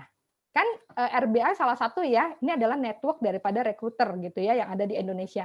Saya pun cuma ya punya semacam klub lah gitu ya, recruiter yang close dengan saya untuk saling reference checking, saya akan share ke teman saya. Saya ketemu kandidat ini bagusnya ABCD, kalau lo minat atau sesuai boleh diproses. Jadi kadang-kadang mungkin teman-teman Anda gagal interview dengan recruiter A gitu ya, tetapi dia akan memberikan rekomendasi yang baik kepada temannya. Itulah pentingnya kita menjaga hubungan gitu ya. Itulah pentingnya kita punya sikap dan positif yang attitude selama interview ini. Agar waktu Anda yang mungkin 1 jam itu betul-betul diingat, betul-betul dihargai oleh orang lain. Saya selalu percaya kalau kita berusaha kita punya jalan karena Tuhan tuh nggak pernah tidur gitu ya. Cuma kadang-kala kitanya yang tidak tahu kapan rezeki itu datang gitu ya. Nah, ini adalah slide terakhir saya. Silahkan Mbak, next. Ya, ini adalah secara singkat do and don'ts. Do and don'ts pasti banyak banget gitu ya. Anda bisa temuin di internet, bisa berguru dari siapapun, rekruter manapun. Apa yang saya sampaikan ini dari sudut saya, experience saya. Pastinya rekruter lain punya cara yang berbeda. Tapi dari yang saya alami gitu ya, dari experience saya, pertama teman-teman dengarkan pertanyaannya dengan hati-hati. Kalau misalnya teman-teman nggak ngerti gitu ya, takut salah paham, Anda berhak untuk mengklarifikasi. Contohnya, kalau pertanyaannya tentang yang di awal tadi, bagaimana Anda menerapkan leadership di tim Anda? Anda kurang ngerti apa itu, Anda bisa bertanya, gitu ya. Ibu, apakah maksudnya bagaimana saya melit tim saya? Contohnya kayak gitu. Itu namanya mengklarifikasikan, supaya Anda yakin bahwa itu pertanyaannya. Dan selama interview, teman-teman pakailah kata saya. Kenapa? Karena BEI itu akan menilai Anda, gitu ya. Sehingga gunakanlah kata saya, gitu ya. Biar nggak mix up, kecuali kalau Anda menceritakan situasi tentang tim memang. Jadi Anda bisa pakai kata kita atau kami gitu ya. Tapi mostly adalah pakai kata saya. Itu mewakili kompetensi saya, mewakili experience saya, mewakili skill saya gitu ya. Saya familiar interview berapa kali di Kota Palembang. Teman-teman di Palembang itu menggunakan kata kami untuk mewakili kata saya. Nanti kita cek yang dari Palembang, bener nggak nih gitu. Saya tuh pertama bingung, kenapa ya dia selalu bilang kami, itu saya sampai bilang kami itu siapa? Saya Bu gitu. Tapi terus dia bilang lagi kami gitu loh. Saya khawatir yang dia ceritakan adalah betulan kami, artinya ada atasan, dia dan bawahannya, kan susah ya. Saya akan mengukur yang sukses ini sebenarnya siapa, kami atau saya gitu. Jadi pakai kata saya. Di kota Kalimantan saya lupa ada satu kota di Kalimantan juga menggunakan kata kami atau kita untuk mewakili kata saya. Lalu paraphrasing gitu, artinya paraphrasing itu adalah mengulang pertanyaan atau kata-kata si recruiter dengan bahasa Anda. Kenapa itu perlu? Itu untuk membina hubungan gitu ya. Anda juga bisa menyebut namanya gitu ya. Dalam dialog seperti ini teman-teman, kalau kita menyebut nama lawan itu biasanya beliau ketegangannya akan turun gitu ya, akan lebih rileks dan akan terbina hubungan yang lebih ikrip gitu ya dalam tanda kutip. Lalu juga building rapport dan checking understanding gitu ya. Nomor 5 teman-teman, usahakan dari setiap pertanyaan Anda itu menjawabnya maksimal 3 menit. Kalau lebih dari 3 menit teman-teman itu akan sangat membosankan. Makanya Anda harus benar-benar latihan untuk strict. Karena interview itu adalah mengerucut, teman-teman. Itu bukan kayak sinetron Rampun Jabi yang melebar, gitu ya. Jadi memang mengerucut, gitu ya. Dari situasi ini, actionnya ini, resultnya ini, gitu ya. Jadi mengerucut, teman-teman. Memang kita tempting banget ya, memamerkan apa yang kita punya, dan kadang-kadang kita tuh melebar-lebarkan cerita. Nah, ini nggak ada faedahnya, teman-teman. Malahan nanti rekruternya bingung dan tidak bisa menangkap cerita Anda, tidak bisa mengklarifikasi si kompetensi Anda. Usahakan untuk mengerucut dan closing-nya apa gitu ya. Terus sepanjang interview tunjukkan bahwa Anda memang punya intensi untuk diterima. Artinya bersikap positif, body language dijaga gitu ya, mimik wajah dijaga gitu. Walaupun mungkin saya punya pengalaman diceritain sama teman-teman, abis interviewernya sengak sih, sombong sih gitu. Ingat, kita tidak pernah tahu apa yang terjadi dari sisi sana. Tapi yang bisa kita kontrol adalah diri kita. Jadikan diri kita tetap positif, sehingga dimanapun kita berada, orang appreciate kita, menghargai kita, dan kita punya network yang positif juga. Lalu berikutnya don't use we. Jangan pakai kata kami atau kita, kecuali kalau Anda menceritakan memang subjeknya majemuk gitu ya, karena ini tentang Anda. Overconfident. Kalau Anda maksudnya adalah untuk tertarik atau menarik ya, tapi kalau overconfident lama-lama jadi kayak apa ya? Rekruter juga ilfil gitu ya, kayaknya arogan gitu ya. Atau kebalikannya pasif, nggak ada ekspresi, too formal. Nah, ini juga gabungan dengan nomor 4, interview diplomatic way. Ini biasanya terjadi sama teman-teman fresh graduate. Karena gugup, mereka pakai skrip. Jadi udah ngapalin gitu ya. Saya sering banget tuh kalau ketemu, ya, Ibu, nama saya Andi, saya 3 bersaudara, saya anak paling kecil, saya dari Universitas UI, saya hobinya ini, saya itu udah kayak skrip banget teman-teman. Don't do that. Relax. Biasanya kalau udah kayak gitu, saya ketawa gitu, terus saya bilang, coba deh tarik napas 3 kali. Coba ceritain hal-hal yang di luar dari CV kamu. Mostly saya bilang gitu. Akhirnya dia bilang, apa ya Bu ya? Akhirnya relax. Ya coba deh kamu ceritain. Apa sih di luar dari CV kamu tentang sekolah dan kamu anak ketiga itu? Ya Bu, saya itu pernah aktivitas ini atau apa gitu. Relax gitu ya. Jadi relax aja gitu, jangan diplomatic way. Kalau diplomatic way kayak skrip, kita jadi nggak ngerti sebenarnya itu kompetensi Anda atau Anda mengcopy dari entah video siapa gitu ya, entah artikelnya siapa. Padahal kami ingin merekrut Anda dengan bagus. Lalu digress from your plan. Ini artinya membesar-besarkan, teman-teman. Yang tadi melebar-lebarkan, don't do that gitu ya, karena nanti intinya malah hilang. Bumbunya yang banyak, tapi intinya itu malah jadi nggak ada. Itu Mbak Tiara dari saya gitu ya, hal-hal yang bisa dipraktekkan teman-teman gitu. Baik Ibu, terima kasih banyak nih atas penjelasannya ya. Terima kasih banyak atas ilmu barunya. Sama-sama. Ayo guys, ayo teman-teman semua Bapak dan Ibu coba diberikan tepuk tangan virtualnya, bisa di reaction ada tepuk tangan untuk ibunya walaupun kita tidak Thank bisa tepuk tangan you. semuanya. Kita kasih tepuk tangan semuanya, oke? Nah, untuk tahapan kali ini kita selanjutnya kita bakal praktis nih ya, gimana role play. Mungkin bisa di share screen-nya bisa tolong diberhentikan dulu sebentar share screen-nya. Biar kelihatan nih role play-nya nih. Oke? Nah, jadi silakan Bapak dan Ibu, kita sini saya akan bertindak sebagai rekruter nih. Oke, Nah jadi Tiaranya rekruter, saya iya kandidat gitu ya? Oke oke. iya. Nah Semoga lulus, doain teman-teman. Oke. oke, oke, oke, di sini saya bakal jadi rekruter dan Ibu Nova nih akan jadi kandidat. Nah, harap ditangkap Oke. nih ya esensinya gimana sih cara menjawab pertanyaan, mungkin pertanyaan menjebak nih ya, yang tadi saya udah tanya, apa sih yang paling banyak susah dijawab ketika rekruter bertanya ini? Ternyata ya balik Oke. lagi, ternyata banyak yang menjawab sekitar 23,8% mengatakan bahwa pertanyaan apa kelemahan dan kelebihan yang kamu miliki itu adalah pertanyaan yang paling susah dijawab. Bener nggak? Jujur saya sampai sekarang juga kadang-kadang Ya. suka kesusahan sih jawabnya apa gitu loh. Sampai kadang-kadang ditanya, "Kenapa kamu anggap itu sebagai, kelemahan?" Ya benar juga sih. Oke, nah sekarang kita bakal role play ya.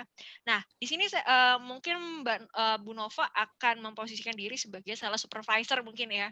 Sales supervisor ya? Ya, Oke. sales Mhm. supervisor, mungkin sekitar umur 27 tahun, terus abis itu ingin melamar nih ke saya.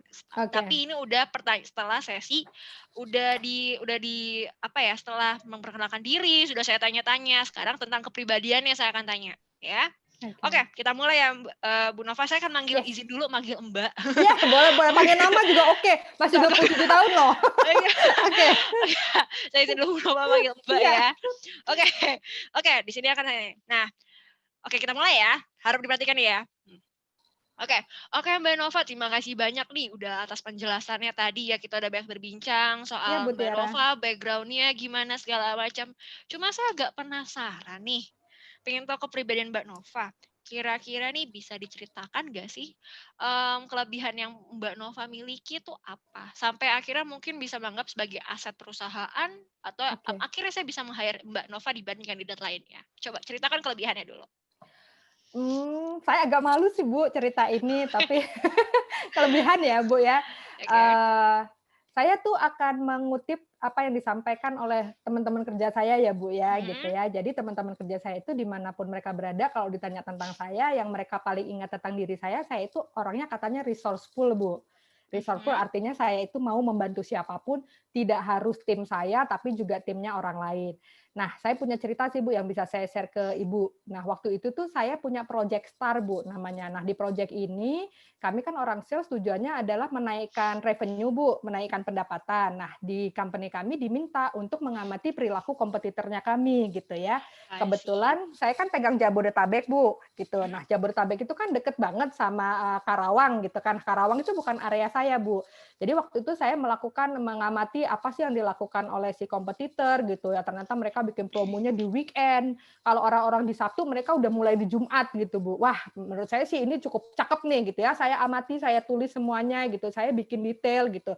Nah, tanpa saya sadari, saya juga ternyata karena deket dengan Karawang, saya juga menggali area Karawang. Nah, ketika itu sudah jadi, saya kirimkanlah ke manajer yang di Karawang. Meskipun beliau bukan atasan saya sampaikan, Pak, ini hasil pengamatan saya waktu saya di Jabodetabek, tapi saya juga dapat pengamatan di Karawang. Mudah-mudahan berguna bagi timnya Bapak gitu ya. Jadi saya nggak pernah hitung-hitungan karena di dalam pikiran saya, Mbak, kalau satu company itu kan nggak satu tim aja, tapi Iya. seluruh tim. Jadi kalau tim Jabodetabek bagus, tim Karawang bagus, kita akan sukses bareng-bareng.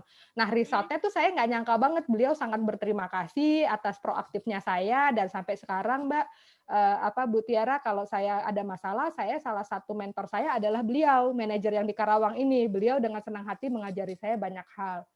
Jadi mungkin Bu kalau ditanya tentang kelebihan yang bisa saya ceritain ke Ibu itu sih Bu, resourceful tadi gitu. Itu yang saya pernah dapat komplimen dari tim-tim, saya.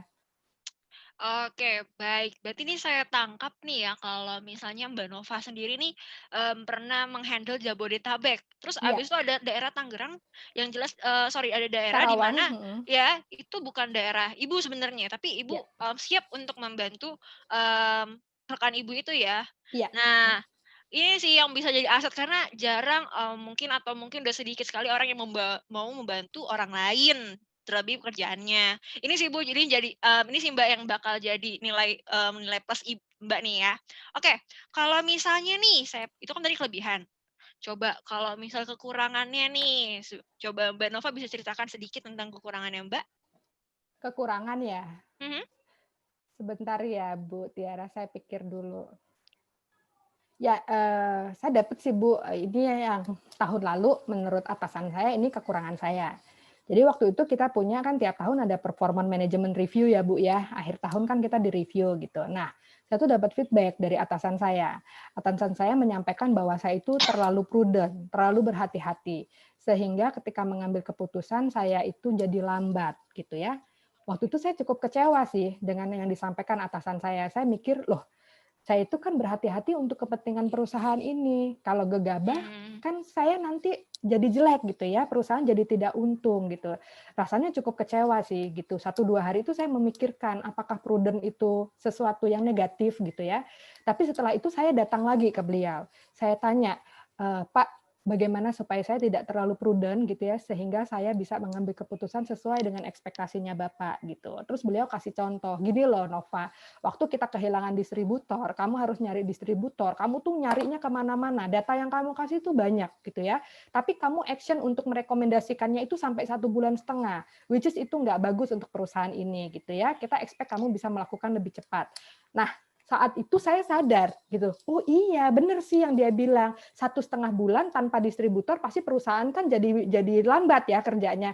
Nah itu momen saya memperbaiki diri Bu. Jadi saya yang tadinya prudent, saya itu orangnya sangat detail. Kalau saya nggak punya data yang cukup, saya nggak berani ambil keputusan gitu ya. Mungkin karena saya juga masih muda ya Bu, masih harus banyak belajar. Nah sejak saat itu saya mempelajari problem solving di Fishbone itu Bu. Jadi saya suka Ah, tarik gitu ya, why-nya apa, how-nya apa. Jadi kayak semacam bikin pro cons-nya Bu. Pro-nya apa kalau saya memutuskan ini, kontranya apa.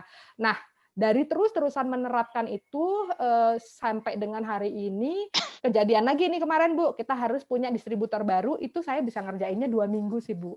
Jadi memang kalau dibilang mungkin ya seperti atasan saya bilang, saya setuju juga dengan beliau, saya terlalu berhati-hati sehingga saya lambat mengambil keputusan, tapi saya sedang belajar untuk memperbaiki ini Bu. oke, baik. Terima kasih banyak nih, Mbak Nova atas jawabannya. Jadi kalau saya simpulkan lagi, Mbak Nova itu awalnya itu hati-hati dalam mengambil keputusan. Padahal tuh keputusan sendiri untuk perusahaan ya. Iya, Nah, tapi sekarang Mbak Nova, sudah ada peningkatan signifikan di mana yang tadinya hati-hati ambil keputusan, jadi bisa ngambil keputusan sendiri ya.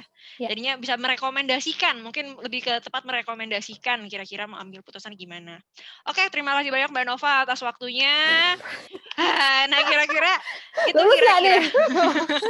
kira-kira itu ya kalau Ya, misalnya, teman-teman, Bapak dan Ibu semuanya, ketika menjawab sekarang kita mungkin udah nggak kesulitan lagi, sekarang udah dapat gambaran. Ketika ditanya kelemahan atau kekurangan atau kelebihan, ketika kita tanya kan suka bingung ya kadang-kadang, sorry saya juga sebagai recruiter suka ketika saya tanya itu, yang dijawab adalah, cuma orang lain yang bisa nilai, saya nggak bisa mhm. nilai.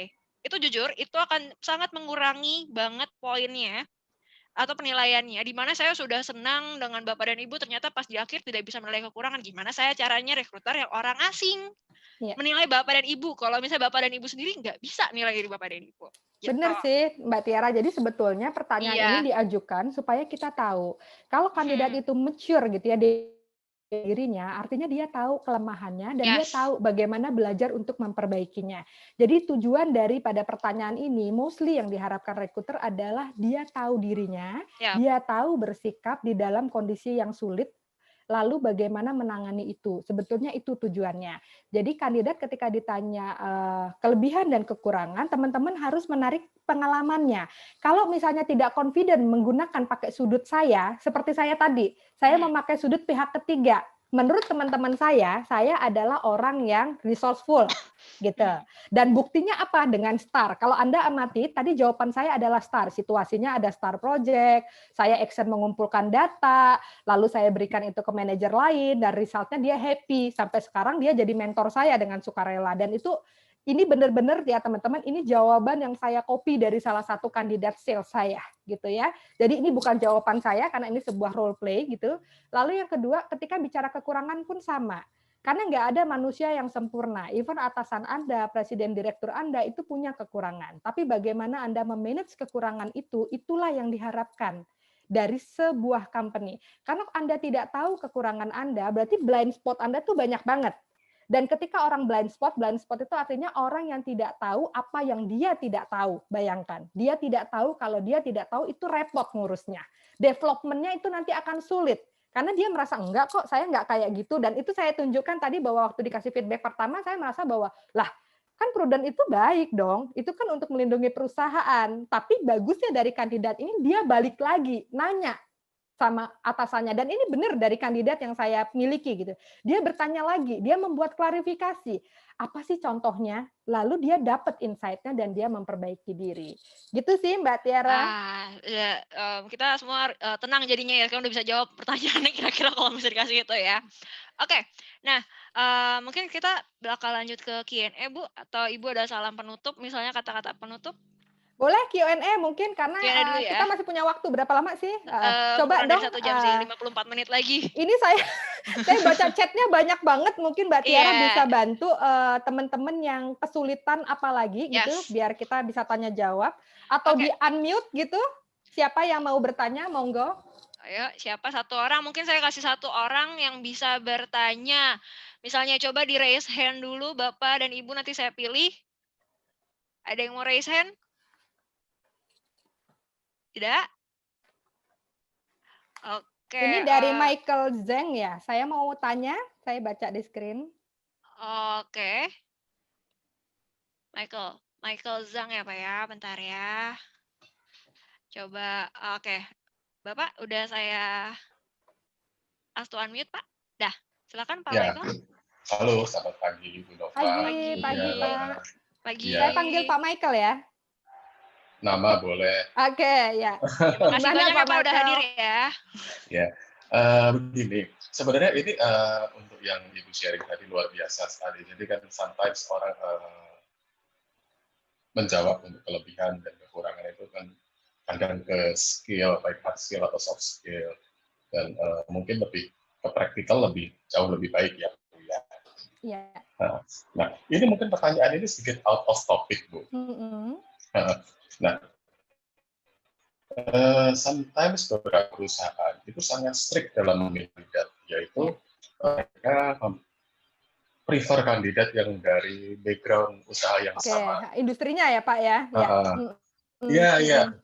Nah, sementara kalau dari industri lain itu quite reluctant ya Bu ya. Apakah hal ini memang sesuatu yang benar-benar strict atau memang ini kita bisa meyakinkan pihak company tersebut atau rekruter tersebut dengan poin-poin yang kita miliki atau bagaimana? Gini Pak, rekruter memang dituntut untuk mencari, apalagi kalau ini kandidat experience ya Pak, untuk posisi misalnya asisten manajer ke atas gitu. Memang dituntut yang punya pengalaman dan punya skill yang sesuai ekspektasi. Karena tugas rekruter itu Pak, gitu ya. Mungkin kami kalau di sosial media suka ya sedikit kayak dibully atau di apa, tapi sadarilah bahwa tugas rekruter itu sebetulnya adalah membawa kandidat terbaik dari market untuk perusahaannya. Itu dulu gitu ya. Nah, kalau orangnya sudah punya pengalaman yang sama gitu ya, skillnya udah sesuai harapan, itu langsung ibaratnya tuh Pak, direkrut hari ini, besok pagi udah bisa langsung kerja, udah bisa langsung jalan gitu ya, tanpa diajari. Nah, ketika kita benar-benar berminat untuk masuk satu industri yang berbeda nih Pak Michael dan teman-teman semua, Anda harus bikin list Pak. Apa sih perbedaan antara industri Anda dengan industrinya mereka? Lalu skill Anda yang bisa Anda jual ke sana tuh apa? Let's say kayak saya jarang untuk mengkotak-kotakan industri gitu ya. Misalnya sales manager, kan sama-sama jualan, gitu kan? Sama-sama jualan. Poin saya. Jadi Anda harus bisa memasukkan poin itu kepada si recruiter. Anda sampaikan bahwa misalnya saya sales manager di let's say industri yang berbeda nih, bukan FMCG. Misalnya di industri let's say kayak building material. Oke, bilang aja bahwa persamaan kita Bapak Ibu gitu, kalau itu panel interview atau ke HR ya, kita itu sama-sama perusahaan yang menjual melalui distributor. Kebetulan saya tahu nih Frisian Flag itu pakai distributor, kami juga pakai distributor gitu ya. Jadi Anda ceritakan proses kerjanya itu mungkin berbeda, tapi nature kerjanya itu sama. Dan saya memang jujur saya belum punya pengalaman nih di industri susu, tapi saya tipe orang yang bisa belajar dengan cepat. Nah, kasih contoh, ketika Anda dari perusahaan sebelumnya ke perusahaan yang sekarang, apa sih gap-nya, Pak? Pasti kan ada gap-nya ya, gitu. Nggak mungkin kita pindah perusahaan itu langsung, flawless gitu, nggak mungkin. Biasanya tuh ada up and down. Nah, Anda ceritain up and down-nya. Jadi keraguan-raguan si recruiter untuk menerima Anda itu bisa terobati kira-kira gitu, Pak. Iya, Dan bisa betul. jadi yang nggak mau itu user, Pak. Jadi bukan HR-nya, usernya. Aduh, Iya. kadang saya juga punya user, aduh gue nggak mau deh ngajar-ngajarin, pokoknya besok pagi ada orangnya udah langsung kerja, gue cuma bikin induction-nya. Contohnya gitu. Jadi sebenarnya kita itu kalau nginterview, sebenarnya ketika kita manggil Anda ya Pak ya, ketika kita manggil teman-teman semua sebagai kandidat, kita itu mau kasih sukses tiket loh ke Anda. Ngapain Betul. kita panggil kalau mau fail-kan? Saya itu paling nggak suka interview satu posisi ya. Saya suka bingung kalau ada orang bilang, saya sudah nginterview 20 kandidat. Dalam hati saya, 20 dikali 1 jam. 20 jam loh waktu yang dia buang. Tapi belum dapat. Terus saya tanya, yang lu cari apa sih? Gitu ya. Saya kalau manggil orang, manggil ya, itu mostly itu paling banyak tuh cuma 5. Gitu ya. Dan saya akan gali banget. Jadi saya pingin 5-5-nya ini punya sukses tiket. Kalau nggak bisa di hire hari ini, mungkin di masa yang akan datang, di bulan depan atau 3 bulan dari sekarang gitu sih Pak. Jadi kuncinya tadi ya Pak, jual apa yang menjadi apa yang Anda bisa dari sudut persamaan. Kalau itu sudutnya berbeda, maka yang Anda jual adalah bagaimana kecepatan Anda belajar menghadapi gap itu tadi. Ya, thank you Bu, thank you. Itu mungkin saya boleh tambahkan sedikit ya Bu ya. Iya. Itu kondisinya mungkin kalau kita sudah dapat kesempatan bicara dalam sesi interview, tapi sometimes apply belum juga. Udah di-reject ya? Iya, Wah, dicek atau nggak ini Mbak dikasih Tiara respon. mungkin harus ada sesi lagi nih tentang building CV karena kita nggak rangkum itu di sini nih Pak, waktunya pendek. Jadi kita hari ini tuh fokus ketika Anda sudah dipanggil interview. Iya, Preparation-nya harusnya sudah ada di sesi sebelumnya ya Mbak Tiara betul, ya, Iya, building CV betul. dan lain-lain gitu udah ya. pernah ya waktu itu. Heeh. 2 minggu lalu. Ya. Betul. Padahal kan sebenarnya lebih ke apa ya, ke Mm-mm. kompetensi, skill dan koneksi, sebenarnya seperti itu kan ya. Iya. Iya. Thank you Bu. Sama-sama. Mungkin Mbak Nah, Tiara kita bisa minta teman-teman fresh grade mungkin? oke, mungkin sebelumnya aku mau summary dulu nih ya, Bu, Ya. ya, sebelum akhirnya ada yang bertanya nih, setelah dari tadi pembahasannya, aku mau summary nih, berarti kita harus tahu elemen-elemen apa saja yang dilakukan sebelum interview ya, selain CV yang proper pastinya, kita juga perlu persiapan diri, dan ternyata selain persiapan diri terlebih dalam kondisi WFH, kita ternyata butuh namanya ruangan, terus kemudian internet yang pastinya harus bagus juga, kalaupun misalnya memang ruangannya tadi bisa pakai background, misalnya pakai Zoom ini kayak gitu. Iya. Pokoknya intinya memproporsikan sebaik mungkin, walaupun kita nggak langsung ketemu, itu Ya. sih. Terus lagi-lagi kita harus baca clue-nya, ada hint-nya sedikit yang di iklan pasti. Misalnya dituntut bisa Microsoft Office atau penjualan segala macam, itu kita sounding atau kita announce ketika kita sedang interview. Itu yang kita jual. Kita bisa memenuhi ekspektasi mereka. Nah, terus juga dress up sih sebenarnya. Dress up, jujur saya juga pernah interview kandidat, ketika lagi WFH ini, ada yang pakai kaos. Bagus sih memang orang kandidatnya bagus, tapi ketika pakai kaos, ya sorry, saya tidak akan lanjutnya. Kenapa? Preparation-nya lagi baik. Kita adalah di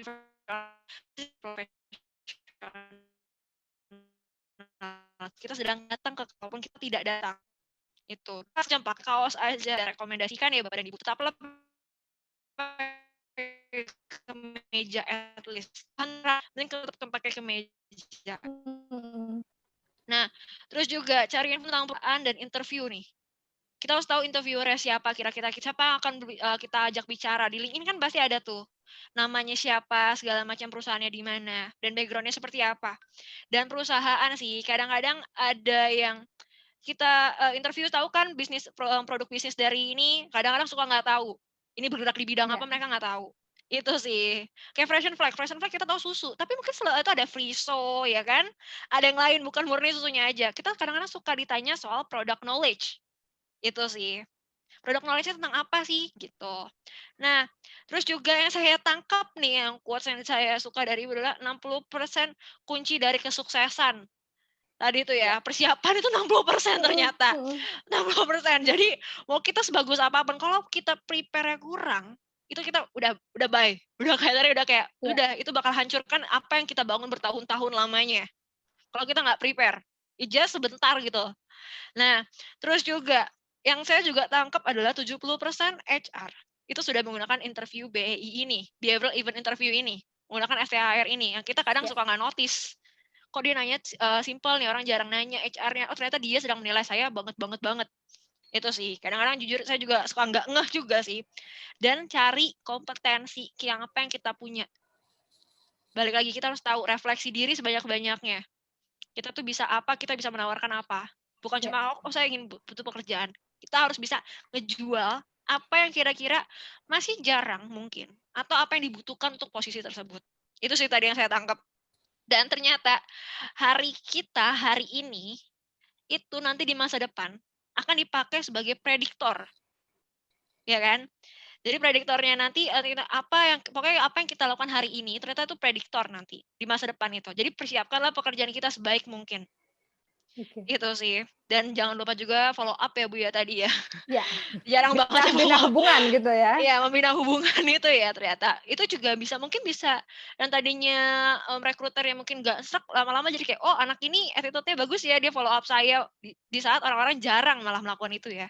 Mhm. Itu sih ternyata kita suka miss juga dan ternyata 3 menit setiap pertanyaan dan pengenalan diri. Itu sih kadang-kadang biar nggak melebar juga dan juga body language dan mimiknya kita juga. Jangan kalaupun kita sudah nggak interest, tetap harus tunjukkan di mana mimik kita masih interest. Jangan menunjukkan muka bete lah atau apa. Itu sih. Ya, kadang-kadang ilfil itu Mbak, nggak hanya Iya, rekruter, kadang-kadang kandidat juga ilfil ya iya, iya, sama rekruternya. Udah iya, dateng, diminta jam 8 sampai jam setengah iya, sembilan nggak ada kabar gitu ya. Nah ini harus iya, di-manage gitu ya, karena saya bisa bilang bahwa shit happen sih. Jadi iya, sesuatu yang buruk kadang-kadang terjadi. Mungkin orangnya tidak bermaksud demikian, tapi ada urgensi yang lain. Salahnya cuma nggak ngabarin aja gitu ya. iya sih, iya sih. Sama paling, ini sih yang paling sering, ketika kita bisa direkomendasikan lagi ternyata sama rekruter yang lain. Mhm. Itu sih, siapa tahu kita habis itu berteman kan sama rekruternya. Saya sering kok waktu saya jadi pencari kerja, saya malah temenan sama rekruternya, walaupun saya nggak jadi masuk perusahaan itu. Iya, Dan benar. ternyata ketika saya kerja, jadi temenan jadinya, tuker-tukeran CV, padahal dulu dia nge-interview saya. Itu sih Ya, yang sering saya rasakan sih, sip. gitu. Mhm. Itu sih, paling kita lanjut lagi ya, Bu, atau Ya, kenapa, Bu? ada question mungkin dari Ya, peserta? yang paling yang Q&A ya. Ya. Nah, Q&A udah banyak banget nih pertanyaannya sih, paling pertanyaan pertama nih, dari, Ibu Elsa Toruan. Mbak Tiara, mau tanya, kalau HR bertanya soal Mhm. pernah bohong atau enggak, dan apa Mhm. contoh kebohongan yang dilakukan itu maksudnya ingin melihat apa dan bagaimana cara menjawabnya ya, Mbak? Oke, Oke. kebohongan. Iya. Unik juga yang ditanya kebohongan gitu ya. Tapi mungkin yang terjadi di perusahaan itu mungkin ya, di perusahaan itu mungkin pernah terjadi entah ada employee atau karyawan yang bohong gitu ya. Tapi kalau Anda ditanya tentang ini kembali, teman-teman, punya nggak Anda pengalaman tentang itu? Hmm, Kalau Anda merasa tidak pernah sama sekali, Anda jawab, saya nggak pernah Bu mengalami itu. Jadi tidak semua pertanyaan rekruter itu Anda harus jawab. Kalau Anda merasa Anda tidak kompeten di situ, misalnya saya melamar di posisi salesman, sales supervisor atau manajemen trainee gitu ya, atau posisi admin apapun itu, tapi saya masih fresh graduate gitu ya. Misalnya ditanya, pernah nggak kamu punya achievement pekerjaan yang bagus? Padahal saya fresh graduate, maka sampaikan kalau achievement pekerjaan saya belum punya Bu. Tapi kalau yang saya kerjakan dan itu berhasil, saya punya. Nah, Anda bisa gambarkan, kalau Anda fresh graduate adalah Anda gambarkan bagaimana pengalaman Anda ketika kuliah. Misalnya, skripsinya itu susah banget gitu ya, judulnya saya pernah tuh dapat cerita dari kandidat fresh grade, 7 kali ditolak judul skripsi gitu ya, 6 bulan gitu ya. Dan bagaimana usaha dia, persisten dia mencari judul, mencari topik, mencari data, itu menjadi kelebihannya dia gitu. Jadi tidak harus pertanyaan dari rekruter itu Anda jawab kalau memang Anda tidak punya pengalamannya. Tapi alihkan kepada yang lain gitu ya, yang memang bisa Anda jual. Kalau tadi klaim tentang achievement, Anda jawabnya tentang ketika Anda berprestasi di kampus. Dan tidak hanya prestasinya saja, ini dibalik nih, kalau star situasinya di awal, dia resultnya di atas. Boleh-boleh aja, sah-sah aja teman-teman, yang penting ada unsur starnya. Misalnya, saya waktu itu terpilih Bu menjadi juara apalah gitu ya. Nah, saya itu seru banget di situ. Usaha saya adalah bla bla blanya karena situasinya waktu itu bla bla bla. Jadi start itu tidak harus situasi dulu teman-teman. Bisa jadi resultnya duluan yang di atas, nggak apa-apa. Yang penting ada unsur itu. Tapi jangan sampai ketika kita bilang, iya Bu, saya punya prestasi A, tapi Anda nggak menceritakan prosesnya. Jadi itu cuma kayak pamerin hasil, tapi terus emang upaya lu ke sana apa sih gitu. Nah, rekruter itu ingin tahu teman-teman semua usahanya apa untuk menuju ke sana gitu sih. Oke, baik Ibu, terima kasih banyak atas jawabannya ya Bu ya. Jadi Terus teman-teman saya fresh grade nggak usah worry gitu ya. iya. Heeh, bisa Nah, diaplikasikan. Mbak, Ibu saya ingin tanya nih untuk, karena tadi menyinggung fresh Mhm, graduate juga, dan saya ingin tanya sih, mungkin pertanyaan ini juga dialami oleh fresh graduate dan, experience. ya, Kalau boleh tahu nih, kira-kira pertanyaan apa sih yang kan kita tanyakan, ada yang ingin ditanyakan, pertanyaan apa sih yang tidak boleh ditanyakan oleh oke, kandidat ke perusahaan? Coba deh. oke. Pertama adalah pertanyaan yang sara gitu ya, teman-teman pasti punya lah, tahu gitu ya, artinya sara, ya tahu lah, saya nggak usah bahas di forum ini gitu ya, pertanyaan-pertanyaan yang sara. Terus pertanyaan-pertanyaan yang kepagian, tahu nggak Mbak pertanyaan yang kepagian? Baru interview 1 kali, dia langsung nanya, "Gaji saya berapa?" Oh Itu iya, big no. iya, Ya, gaji saya berapa itu big no, teman-teman. sering banget tuh. Kenapa? Karena HRD itu ketika mau kasih offering itu harus consult dulu kepada usernya, kepada bagian penggajian gitu ya, CNB gitu ya. Berapa sih yang layak diberikan kepada Anda? Tetapi kalau Anda nggak sabar pengen tahu, Anda boleh nanya gitu ya. Tapi nanyanya jualan dulu. Gini, misalnya gini, "Bu, saya tidak diminta untuk mengisi form tentang gaji, tapi saya tertarik banget Bu untuk masuk ke perusahaan ini. Gaji saya sekarang let's say 10 juta. Nah, ekspektasi saya Bu, saya pingin itu naik 20% atau 25%. Mudah-mudahan dapat diakomodir ya Bu. Lalu saya itu bertanya-tanya Bu, saya punya concern di medical misalnya. Di tempat saya itu cuma ada BPJS, apakah di perusahaan Ibu ada tambahan untuk masalah kesehatan gitu. Boleh Bu saya diinfo tunjangan apa saja yang bisa saya terima? Itu boleh. Karena tunjangan itu sifatnya umum gitu ya. Tapi kalau gaji itu terlalu pagi kalau Anda baru interview 1 kali. Karena interview itu biasanya interview HR gitu ya, interview user. Nah, biasanya user atasnya lagi baru final gitu ya. Kalau tapi tipikal tiap interviewer berbeda ya. Saya sendiri kalau itu kandidat experience biasanya sebelum saya panggil itu saya udah tanya gitu ya. Kenapa sih kamu minat? Istilahnya ada pre-screening, teman-teman. Nah, hati-hati kalau pre-screening. Pre-screening itu Anda akan ditelepon anytime gitu Iya, ya. Misalnya saya terima nih siapa di sini? Saya contoh ada Irman Alamsyah namanya gitu ya. Mas Irman Alamsyah saya terima nih CV Anda gitu ya. Saya ingin tahu dong tentang Anda sedikit nih Mas. Saya mau lakuin pre-screening. Anda punya punya pengalaman apa gitu. Misalnya jawabannya ABCD walaupun saya udah baca di CV sebetulnya. Lalu boleh info Mas salary Anda berapa gitu. Misalnya dia menyebutkan 10 juta. Masih masuk nih dalam range saya. Saya nggak akan panjang lebar. Saya langsung bilang, boleh kita ketemu untuk sesi interview kapan Anda punya waktu. That's it. Tapi kalau saya ketemu kandidat misalnya gajinya 10 juta, orang ini gajinya udah 15 juta. Saya akan sampaikan. Tapi again, tiap interviewer, tiap HR, tiap recruiter, tiap company punya rules yang berbeda, teman-teman ya. Jadi kalau saya panggil, dia di CV-nya tidak mencantumkan gaji, gitu, tidak ada informasi gaji, saya tanya, Mbak, sekarang paket Anda berapa? Oh, saya udah 15, gitu. Oke, saya tuh lagi cari sales supervisor misalnya gitu ya, atau saya lagi cari staff nih, tapi ternyata budget Anda udah di atas kita nih Mbak, gitu. Ada kemungkinan nggak Mbak untuk Mbak turun 20%? Saya akan sampaikan itu. Kalau dia bilang, wah susah Mbak, saya kan cari kerjaan baru untuk naik gaji, masa saya turun? Ya sudah, that's it. Ya udah kalau gitu saya keep ya CV-nya untuk opportunity di kemudian hari. Selesai, saya nggak akan interview. Karena kita juga nggak mau ya buang waktu, tapi ujung-ujungnya tuh nggak bersatu ibaratnya gitu ya. Jadi biasanya ada pre-screening teman-teman di awal. Nah kalau di job street itu biasanya kita bisa lihat gajinya nih, teman-teman udah ngasih gaji di awal. Nah kita udah tahu sebetulnya. Tapi kayak di LinkedIn kan nggak ada tuh. LinkedIn itu karena punya ya Amerika ya, mereka sangat manage data privasi. Sampai hari ini kita nggak bisa masukin poin gaji. Gitu sih kira-kira oke. mungkin. Coba nih, aku bakal ada lagi nih masih raise hand ya.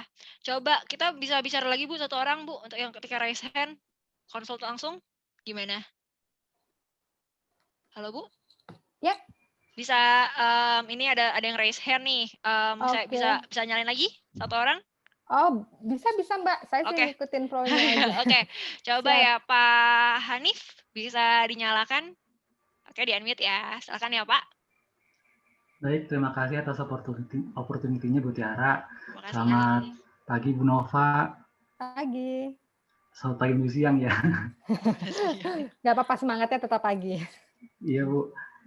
Saya sebenarnya lebih ke arah antara startup dengan company yang udah established itu bagaimana sih kita sebagai fresh graduate itu membaca HR-nya itu apakah lebih ingin yang santai atau yang formal dan menyesuaikannya gimana? Gitu. Oke. Ya, ya. Jadi Saya pernah kerja di telco, Mas Hanif, gitu. Di telco itu pakaiannya itu bisa yang terserah lu, gitu ya. Bahkan kita bisa pakai, teman saya habis pulang tenis dia pakai masih celana tenis itu cuek aja, itu startup gitu ya. Saya dari perusahaan FMCG ke startup itu yang gitu ya, agak kaget gitu ya. Nah, startup itu adalah perusahaan baru, anak-anak muda, mereka itu riset oriented gitu ya. Mostly mereka tidak melihat penampilan Anda gitu ya. Kalau tadi Mbak Tiara sempat mention t-shirt segala macam, di sana itu pakai t-shirt semua. Saya pernah bantuin nyebut merek ya, Kraft ya, salah satu yang company yang untuk restoran itu, pesan-pesan restoran Kraft gitu ya, beberapa company lain, Gojek saya juga pernah bantu gitu ya, tapi di belakang layar ya. Nah, terus mereka nggak peduli dengan penampilan, tidak peduli dengan formalitas. Yang mereka benar-benar lihat pendekatannya kamu bisa apa, lu tuh bisa apa. Dalam 1 tahun kamu bisa membawa company kami itu seperti apa gitu ya. Even saya pernah ketemu orang IT yang mungkin 3 hari nggak mandi karena dia di situ. Dari pagi sampai pagi dia ngerjain sesuatu, dia nggak mandi, nginep di kantor gitu. Ya semua orang cuek aja gitu ya. Nah, sedangkan di established company, mostly itu aturannya udah baku, Mas. Sudah terstruktur. Karena mereka itu 100 tahun bukan perusahaan yang baru. Kalau yang satunya sedang membangun, yang satunya mempertahankan untuk tetap berada di atas gitu ya. Mostly ini perusahaan yang betul-betul menyukai detail, kerapihan, structure gitu ya. Nah, sebagai kandidat kita mesti tanya dulu, saya itu mau apa, gitu ya? Saya itu mau kemana? Apakah saya cari totalitas kompetensi di perusahaan startup, gitu ya? Belum ada aturan, then I will make the rules, gitu ya? Atau saya sudut pandang manapun sebetulnya sah. Atau saya fresh graduate, saya mau belajar dari masternya dulu lah, dari perusahaan yang udah 100 tahun, contohnya kayak Frisian Flag gitu ya. Saya ingin belajar dari orang-orang master di sana gitu ya. Sah-sah aja. Sudut pandang manapun Anda bisa pakai. Kenapa? Karena sebetulnya you are the architect of your success.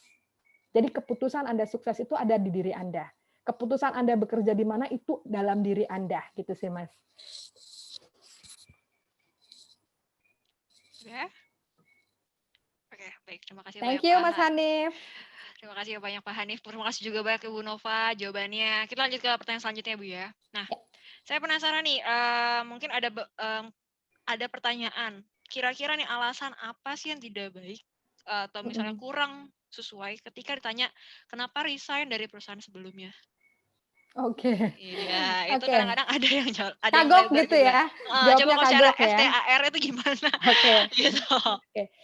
Sorry, ini tuh dia sudah resign atau dia masih aktif mau resign? Iya, Kalau iya dia mau resign, keterima. misalnya mau Oh, mau resign resign. atau Berarti resign sekarang ya. masih aktif kerja ya, bukan Iya, karena mungkin aja pandemi seperti itu. ya. Oke. Iya. Kalau misalnya Anda betul-betul mau pindah, Anda harus tahu dulu alasannya apa. Saya pernah, kalau teman-teman visit di LinkedIn saya kan baru pindah ya di HRBP. Dengan kesibukan saya ini, saya agak jarang nulis nih. 3 bulan belakangan ini. Sebelumnya saya suka menulis, tapi nggak intens banget sebetulnya. Nah, ada saya bahas tentang negosiasi gaji. Salah satunya Anda bisa tarik untuk pertanyaan ini. Ketika kita resign, itu ada 2 faktor, teman.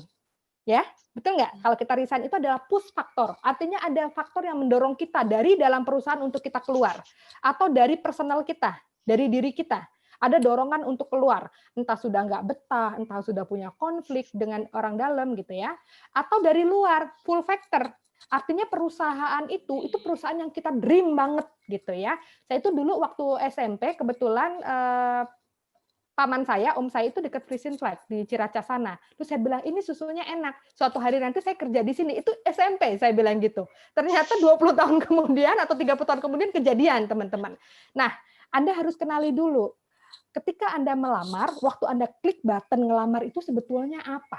Gitu ya. Kalau itu adalah push factor, artinya dari dalam diri saya, let's say saya pernah pindah, gitu ya. Saya pernah pindah dari Jogja, dulu saya di Danone Sari Husada. Karena ayah saya tuh udah bilang, kamu tuh udah terlalu lama di Jogja sana, gitu, baliklah ke Jakarta. Jadi dengan Hannes saya bilang, sebetulnya push factor Ibu, orang tua saya pingin saya kembali ke Jakarta. Kebetulan perusahaan ini ada di Jakarta dan saya menginginkan perusahaan ini. Kalau push factor-nya adalah lingkungan yang nggak baik, gitu ya, Anda sampaikan dengan Hannes, tapi dibungkus dengan cantik gitu ya, tidak menjatuhkan orang lain atau lagi company Anda. Ingat ya, jangan pernah merusak nama baik perusahaan Anda, apapun alasannya, karena disitulah Anda hidup gitu ya. Jadi Anda sampaikan bahwa sebetulnya To be honest, Bu, saya dengan sangat jujur saya akuin ini contoh ya, ini role play ya. Tujuan saya pindah pekerjaan adalah di perusahaan yang sekarang saya sudah 4 tahun gitu ya. Saya pernah dijanjikan untuk promosi di 2 tahun lalu gitu ya, tapi sampai sekarang nggak kejadian dengan alasan tidak jelas gitu ya. Saya tuh Anda ceritain situasinya kan gitu. Saya sudah bertanya kepada atasan saya, kenapa sampai hari ini udah 2 tahun saya nggak dipromot dan tidak ada jawaban yang clear sama sekali. Yang membuat saya terluka bukan karena saya tidak dipromot sebetulnya, tapi saya nggak jelas. Kenapa saya tidak dipromot? Sebagai anak muda, saya juga ingin mengembangkan karir saya. Dan saya dengar dan saya baca dari artikel-artikelnya, misalnya di Frisian Flag lah. Frisian Flag, Grow Strong Give More, memberikan kesempatan orang untuk bertumbuh. Makanya saya ingin masuk ke perusahaan ini. Gitu teman-teman. Jadi Anda bisa mengawinkan itu dengan baik dan elegan. Jadi nggak perlu Anda ceritain, rese banget tuh bos aku 2 tahun kemarin dia udah bilang aku tuh dipromosi, tapi sampai sekarang dia cuci tangan. Oh, no, big no gitu ya. Itu hanes sih, tapi terlalu naked gitu. Jadi kalau interview itu tahu lah Anda mengontrol apa yang harus Anda sampaikan, tapi got the message gitu ya. Jadi ada maturity di dalamnya. Apapun alasan Anda untuk keluar, jujurlah. Karena kalau Anda nggak jujur, dikejar lagi, satu kebohongan itu harus menciptakan 10 kebohongan lain, teman-teman. Nggak mungkin Anda bohong satu tuh selesai. Dikejar lagi, bohong lagi. Dikejar lagi, bohong lagi. Pas dikejar yang ke-7, ke-8, otak Anda tuh harus kreatif, bohong gitu ya. Di tengah-tengah stuck. Udah hilang. Gitu. Jadi jangan khawatir, tapi gini, proses interview itu adalah konfidensial. Kita tidak pernah share. Bahkan saya misalnya nginterview timnya Mbak Tiara nih, gitu ya. Saya nggak share ke Mbak Tiara, anak lu gue interview ya. Enggak. Sampai orangnya tanda tangan biasanya. Sampai orangnya mundur, udah tanda tangan, sudah izin ke company-nya, baru saya bilang sama Mbak Tiara, sorry ya, anak lu gue pinjem. Biasanya sesama rekruter itu ngomongnya gitu. Even sesama rekruter tidak akan membuka data kandidat, karena kita disumpah untuk itu. Kalau dokter punya sumpah, rekruter juga punya sumpah, Mas. Gitu. Oke, gitu sih. Oke, baik Ibu, terima kasih lagi atas jawabannya. Nah, pertanyaan selanjutnya Bu ya, kita ini lagi dari kolom chat nih kali ini. Nah, dari Pak Iwayan Suwaryawan. Pak Iwayan, masih ada pasti ya. Nah, pertanyaan saya, why we should be hiring you? Atau kenapa saya harus menerima kamu? Kira-kira jawaban terbaiknya apa nih Bu? Gampang banget. Serius, ini hal yang paling gampang. Hint-nya apa? Hint-nya tadi adalah di job advertisement-nya. Dia ngomong apa gitu loh. Requirement-nya tuh apa? Jadi benar-benar teman saya suka gondok gitu ya. Kalau orang kayak, kamu udah baca iklannya? Udah. Syaratnya apa? Nah loh. Padahal saya nggak akan tuh nanya-nanya yang sophisticated. Di situ udah jelas. Misalnya punya pengalaman 3 tahun gitu ya. Leadership bagus, negosiasi bagus. Langsung tembak aja iklannya. Dari iklan yang saya baca, Ibu butuh seorang yang capable di negosiasi, leadership, bla bla bla. Saya orang yang tepat untuk itu, Bu. Saya bisa membuktikannya. Saya punya pengalaman A, B, C, D, gitu ya. Jadi saya pikir, ya saya orang yang tepat ya. Semoga Ibu juga punya pandangan yang sama. That's it. Sesimpel itu, teman. Jadi hati-hati dengan iklannya. Jangan keluar jalur.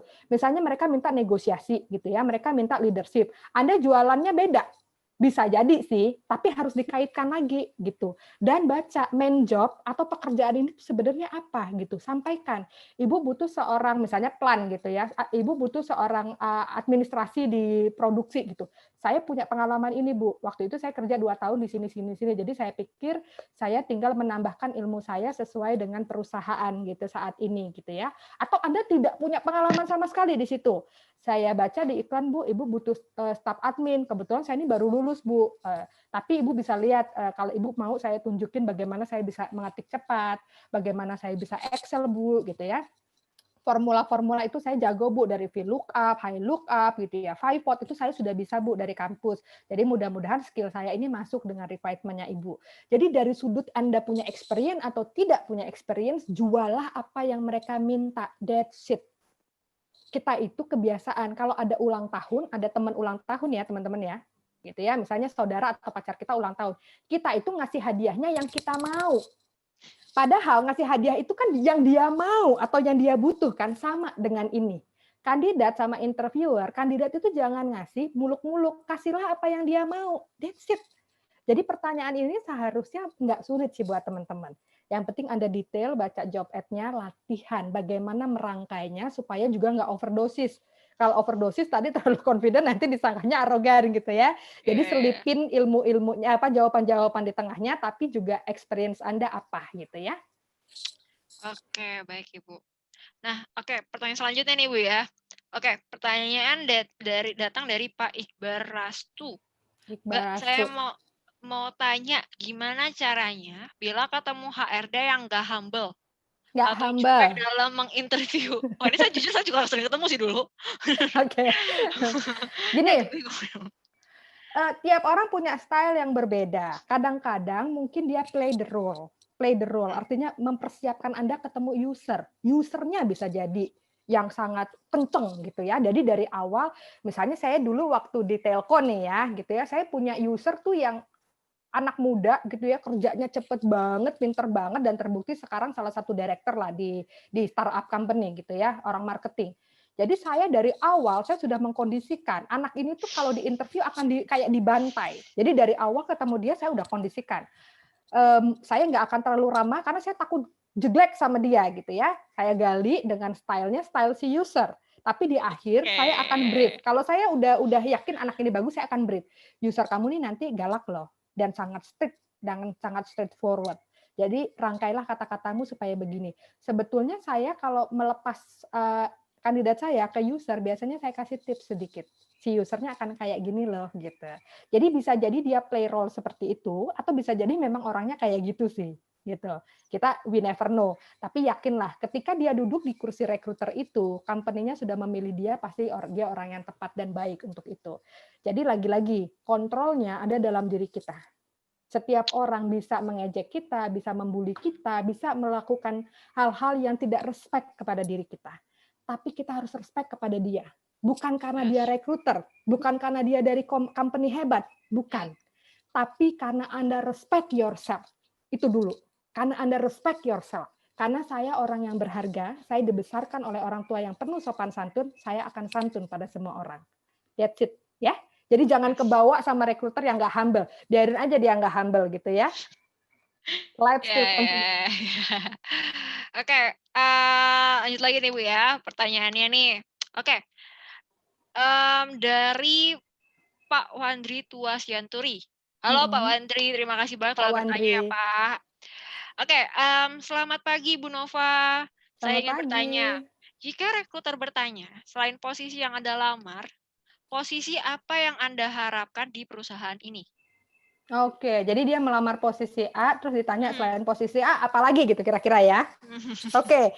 Nah, ini teman-teman harus honest gitu ya, kepada diri sendiri. Sebenarnya Anda itu mau kemana aja aspirasinya. Jadi Anda bisa ceritakan aspirasi Anda. Let's say teman-teman, Anda mungkin sekarang di produksi, gitu ya. Teman dekatnya produksi itu adalah QC biasanya. Lalu kalau sales, teman dekatnya adalah marketing, gitu ya. Atau logistik dengan warehouse. Jadi biasanya aspirasi itu adalah 11-12, gitu ya. Tapi ada juga yang unik sih, misalnya orang produksi yang mau jadi sales. Honest teman-teman. Ketika Anda ditanya itu, bisa jadi saya pernah bertanya hal seperti itu, gitu ya. Misalnya kita punya, kamu saya kasih kesempatan untuk memilih pekerjaan apapun di perusahaan ini. Apa yang mau kamu pilih? Karena saya tahu anak ini tuh kandidat kedua, bukan kandidat utama dari usernya. Tapi saya pingin banget dia masuk gitu. Saya gali. Kamu mau posisi apa lagi? Kalau posisi ini kosong, saya akan jadi pipeline. Saya akan jadikan dia cadangan. Suatu hari nanti posisi ini buka, saya akan slotting dia. Mostly kalau pertanyaan ini muncul biasanya lebih kepada menggali aspirasi gitu ya, supaya rekruternya tahu, oh selain posisi ini dia pingin posisi lain loh. Jadi nanti di database, karena rekruter yang cekatan itu biasanya punya database teman-teman. Kita itu kalau orang resign, kita itu dikejar-kejar user udah kayak apaan tahu teman-teman gitu.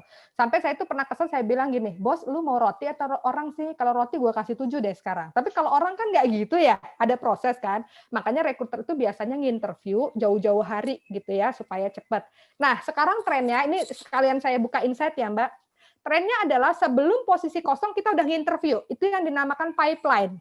Jadi teman-teman kalau misalnya di telepon, saya Nova nih misalnya, dengan siapa ya, saya pick up satu nama di sini deh. Dengan Rotua Evalentina gitu ya, Mbak Rotua, kayaknya cewek nih ya. Mbak Rotua dia misalnya Saya telepon, saya terima CV Anda, tapi posisi ini sudah close sebetulnya, tapi saya mau pipeline, saya ingin tahu Anda, boleh nggak kita interview, sehingga kalau posisinya nanti ada, kita udah nggak interview HR lagi, jadi langsung user.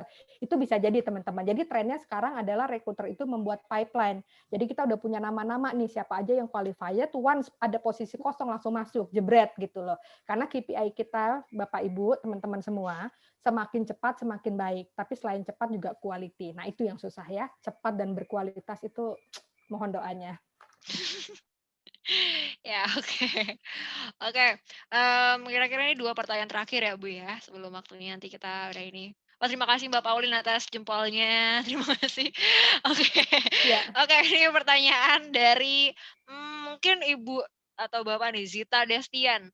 Terima kasih banyak ya untuk Zita Destian telah bertanya. Terima kasih banyak juga Pak Sony Feriawan atas jempolnya. Oke, pertanyaan selanjutnya, Bu, ya. Saya mau bertanya Bu Nova, bagaimana etika dan bahasa yang baik untuk follow up setelah interview? Oh, Lalu oke. apabila sudah diberi info, akan dikonfirmasi 2 minggu setelah interview, tetapi tidak juga dikonfirmasi apakah itu berarti tidak diterima dan tidak perlu follow up lagi. Terima kasih sebelumnya. Oke. Seperti itu, Bu. Thank you, Mbak. Tadi dari siapa pertanyaannya? Zita Destian. Zita ya, Mbak Zita ingat bahwa ketika Anda investasi interview, mau itu interview HR atau interview user, jadikan itu network. Jangan sia-siakan kesempatan Anda bertemu dengan dia. Jadikan itu network. Artinya buatlah dia ingat dengan Anda. Jadi sikap positif dan attitude itu harus dijaga. Misalnya sudah dibilang 2 minggu akan diberitahu. Udah 2 minggu nggak dapat kabar apa-apa nih. Which is bisa no, bisa yes kan? Bisa yes yang tertunda maksud saya. Jadi Anda boleh memfollow up, sampaikan, terima kasih atas waktu interview, misalnya Dear Bu Nova gitu ya, saya ketemu Ibu tanggal 10 Oktober jam 10 untuk interview posisi misalnya manajemen trainee. Sesuai dengan yang Ibu sampaikan, saya akan dapat kabar 2 minggu, tapi ini sudah lebih 3 hari, saya belum dapat jawaban gitu ya. Saya sangat senang hati bisa jika saya dapat jawaban. Jikalaupun saya tidak lulus, saya tetap happy karena ketemu Ibu dan dapat opportunity. That's it, sesimpel itu aja. Gitu ya. Anda bisa kok cari misalnya after interview gitu ya, thank you letter for interview. Misalnya Anda googling dapat kok. Tinggal Anda modifikasi sesuai dengan style Anda aja. Boleh bahasa Indonesia, boleh bahasa Inggris. Saya sendiri kombinasi lah gitu ya, dari kantor memang formalnya bahasa Inggris. Kalau kandidat pakai bahasa Indonesia ya saya jawab bahasa Indonesia atau bahasa Inggris sesuai dengan situasi gitu ya. Jadi jangan sampai bahasa Inggris itu jadi stopper teman-teman. Karena kita lahir di Indonesia ya kita harus ahlinya bahasa Indonesia. Tapi kalau Anda bercita-cita bekerja di perusahaan asing, Anda pun harus bisa bahasa asingnya. Menurut saya itu sesuatu yang wajar gitu ya. Tapi bukan berarti kalau ada halangan bahasa itu bukan menjadi faktor penggagal Anda. Jadi Anda harus belajar untuk memperbaiki diri. Gitu ya. Jadi kalau dibilang 2 minggu nggak ada kabar, Anda bolehlah kasih waktu 2 atau 3 hari. Dan make sure di junk box juga nggak ada emailnya gitu ya. Jangan-jangan di inbox nggak ada, ternyata di junk box maksudnya gitu ya. Jadi make sure itu kasih waktu 2 atau 3 hari, lalu bisa di follow up gitu ya. Dan sampaikan juga di email itu, seandainya saya gagal di posisi ini gitu ya, mudah-mudahan saya punya kesempatan di lain waktu. Jadi Anda punya hints positif terhadap company ini. Baik, terima kasih banyak Ibu. Nah, ini sekarang yang pertanyaan terakhir ya Bu ya. Ya. Pertanyaan terakhir nih, sampai akhirnya nanti abis ini kita akan lanjutkan seksi siapa yang menang nih, 2 orang yang beruntung untuk nanti ada coaching klinik sama Ibu Nova. Oke? Oke, pertanyaan terakhir. Coba saya lihat. Oke, dari Ibu Monica Diah. Bu Monica Diah, terima kasih banyak telah bertanya. Sekarang nih pertanyaannya. Saya ingin bertanya, bagaimana cara menjawab apa yang dilakukan untuk menghadapi situasi yang tidak menyenangkan? Situasi yang tidak menyenangkan maksudnya gimana? Mungkin situasi yang tidak menyenangkan mungkin ketika bekerja seperti itu. Mungkin di STHR di bagian S-nya, Bu. Mungkin. Atau bisa kasih kesempatan untuk tidak di-unmute penanyanya, saya agak Coba kurang. ada Saya mau Ibu klarifikasi Monica ya. Ini contoh klarifikasi. Takutnya jawaban saya salah nih. Nih, ada. Ada. Silakan Bu Boleh? Monica. Sudah Ya, udah Bu, di-unmute? saya ingin bertanya, bagaimana ketika HR menanyakan apa yang Anda lakukan untuk menghadapi situasi yang tidak menyenangkan? Oh, oke, HR-nya menanyakan gitu ya. Oke, balik lagi ke STAR, Mbak. Berarti dia mau, saya pikir ya, rekan saya yang rekruter di sana, di seberang sana itu mau menggali adaptasi Anda. Ya, jadi saya berpikir pertanyaan ini merujuk kepada kompetensi adaptability. Bagaimana Anda beradaptasi. Nah, Mbak Monik bisa share pengalamannya Mbak Monik gitu ya, entah di professional life atau di personal life. Mudah-mudahan punya lah ya, karena adaptasi itu kan skill sejak lahir ya. Dari kecil kita lahir nggak bisa jalan, belajar lari dan sebagainya. Anda share Mbak, situasi yang tidak menyenangkannya apa? Contoh misalnya, oh iya Bu, misalnya Bu Tiara gitu rekruternya, iya Bu Tiara gitu, saya punya pengalaman waktu dari perusahaan A masuk ke perusahaan B gitu, saya punya masa adaptasi yang cukup sulit. Karena perusahaan A itu teman-teman saya sama saya Bu, muda-muda gitu, jadi nggak sulit untuk saya beradaptasi. Nah di perusahaan B ini Bu, posisi saya kayak kejepit gitu Bu. Usianya teman-teman saya itu bahkan 10 tahun di atas saya. Jadi saya agak sulit ketika saya ngomong Bu, situasinya itu saya kayak alien, jadi orang yang berbeda gitu ya. Nah, saya mengatasinya Bu, saya beradaptasi dengan one on one. Saya dekati mereka person to person, ngajak makan siang bareng, saya dengerin personal life-nya, siapa punya anak berapa gitu ya, hobinya apa. Kadang-kadang Bu, ya saya nggak tahu ya orang berpikir saya menjilat atau tidak, saya kadang bawa makanan juga ke kantor, saya bagi bareng-bareng. Dan untungnya Bu gitu ya, lama-lama saya tahu bahwa perbedaan usia itu bukan satu halangan Bu gitu. Dalam waktu kurang dari 3 bulan saya bisa menyelesaikan probation dengan baik dan saya bersyukur banget. Ternyata saya dapat orang-orang yang lebih senior, mereka membantu saya gitu dan kita tuh ya lebih mature lah. Saya jadi tahu kehidupan rumah tangga, kehidupan membesarkan anak selain dari profesional Bu. Contohnya gitu sih Mbak. Gitu ya. Jadi pertanyaan itu sebetulnya mengarah kepada kompetensi adaptasi menurut saya. Jadi ceritakan your skill untuk adaptasi gitu ya. Nah, Mbak Tiara sebetulnya kan kita udah punya iklan tuh. Kita udah tahu nih kemungkinan kompetensi. Tapi teman-teman juga harus punya kemampuan untuk menjawab semua kompetensi ya. Kalau teman klik aja, baca aja di Google aja lah contoh kompetensi ada berapa. Itu ada problem solving, communication, gitu, adaptasi, leadership, gitu ya, resilient. Resilient itu tangguh ya, artinya menghadapi situasi berat tuh dia kuat gitu ya. Nah ini tadi antara adaptability atau resilient, kondisi yang tangguh gitu, dan lain sebagainya. Nah Anda pura-puralah di depan kaca bertanya pada diri sendiri. Tadi saya sempat saya lupa namanya, dia bilang bahwa saya itu diberkati wajah yang jutek gitu ya. Nggak apa-apa, saya juga jutek kok gitu ya. Nah, Anda harus ngaca gitu ya. Jadi Anda menjawab pura-puranya real gitu, terus Anda senyum gitu. Jadi mirroring gitu ya. Dan Anda bisa lihat gitu, ketulusan Anda itu sampai nggak di sana. Apapun bahasa Anda, mata itu nggak pernah bohong gitu ya. Ketika Anda tulus menyampaikannya dengan baik, semoga kompetensi Anda juga terbaca oleh usernya. Jadi Anda latihanlah ketika Anda ditanya problem solving jawabannya apa. Ketika ditanya leadership momen Anda apa. Selalu ingat momennya apa dan itu harus real. Ketika Anda nggak punya, jawab aja Anda belum punya dan siap belajar gitu ya. Jangan mengada-ada. Kalau Anda mengada-ada sudah hilang kesempatan Anda gitu ya. Karena itu tadi sekali bohong, sekali merekayasa, Anda harus terus merekayasa dan Anda akan lelah gitu. Oke, baik. Kira-kira itu udah pertanyaannya udah cukup banyak dan waktu kita juga udah terbatas banget nih. Mohon maaf jika ada pertanyaan yang belum terbalas atau misalnya sudah bertanya di kolom chat, masih ada yang raise hand juga, mohon maaf ya Pak. Kalau Ibu juga kalau misalnya waktunya memang sudah terbatas banget nih.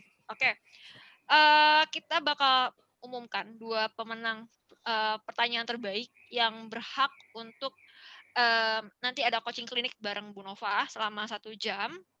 Mungkin nanti jangan live dulu ya hingga akhir acara untuk 2 nama pemenangnya. Oke, pemenang pertama pertanyaan terbaik yaitu untuk Zita Destian. Zita Destian, ibunya masih ada Ibu Zita? Atau Bapak Zita? Oh ya masih ada. Nah, nanti tolong jangan live dulu ya, di akhir nanti kita akan jelaskan lebih lanjutnya gimana. Terus kemudian juga dengan Pak Hanif. Tadi Bapak Hanif udah bertanya Pak ya, terima kasih banyak udah bertanya, tolong jangan live dulu ya. Nanti ketika acara nanti kita jelaskan kayak gimana ya. Oke? Oke, itu aja sih paling yang untuk setelah Q&A-nya. Terima kasih banyak untuk Bapak dan Ibu telah mengikuti. Nah, saya akan ada pengumuman sedikit nih. Oke, di menit-menit terakhir ini saya akan ada pengumuman sedikit yang sangat bermanfaat banget. Saya yakin sangat bermanfaat banget. Seperti yang Bapak dan Ibu tahu, di RIB sendiri atau Rekruter Indonesia Bersatu sendiri, kita akan ada yang namanya virtual job fair. Seperti bulan lalu. Nah, bulan lalu itu kita ada virtual job fair di mana rekruter-rekruter yang sudah terhubung dengan kami atau sudah bergabung dengan kami itu nanti akan memposting lowongan kerja di virtual job fair ini. Acara ini totally free. Baik untuk rekruter dan juga untuk Bapak dan Ibu sebagai kandidat. Nanti akan ada puluhan perusahaan di mana nanti ada juga ratusan pekerjaan juga. Nah, nanti acaranya tanggal 17 Oktober sampai tanggal 23. Tapi sebelum ada virtual job fair ini, nanti di jam 10 di tanggal 17 itu akan ada acara. Ada acara juga sama seperti sekarang, yaitu webinar. Nanti akan dibawakan oleh Bapak Bilal, Teguh Bilal Rizky. Yang seperti Bapak tahu, kalau bisa di LinkedIn tuh ada namanya Bilal yang terkenal banget dengan bincang Bilalnya. Nah, kita kali ini akan bahas apa sih minggu depan? Tentang personal branding. Gimana cara memantaskan diri untuk talent ready atau job seeker. Nah, kan udah siap nih CV bagus-bagus, diri juga udah bagus-bagus, tadi diajarkan oleh Ibu Nova kan, sudah interview caranya bagus, segala macamnya. Sekarang gimana personal branding ya, gitu.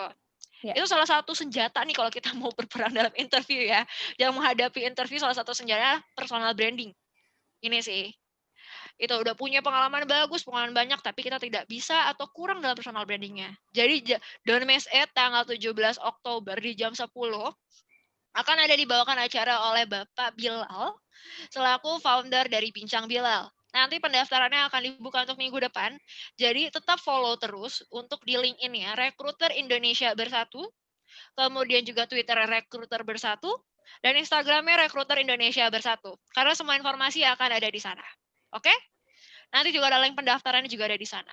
Seperti itu.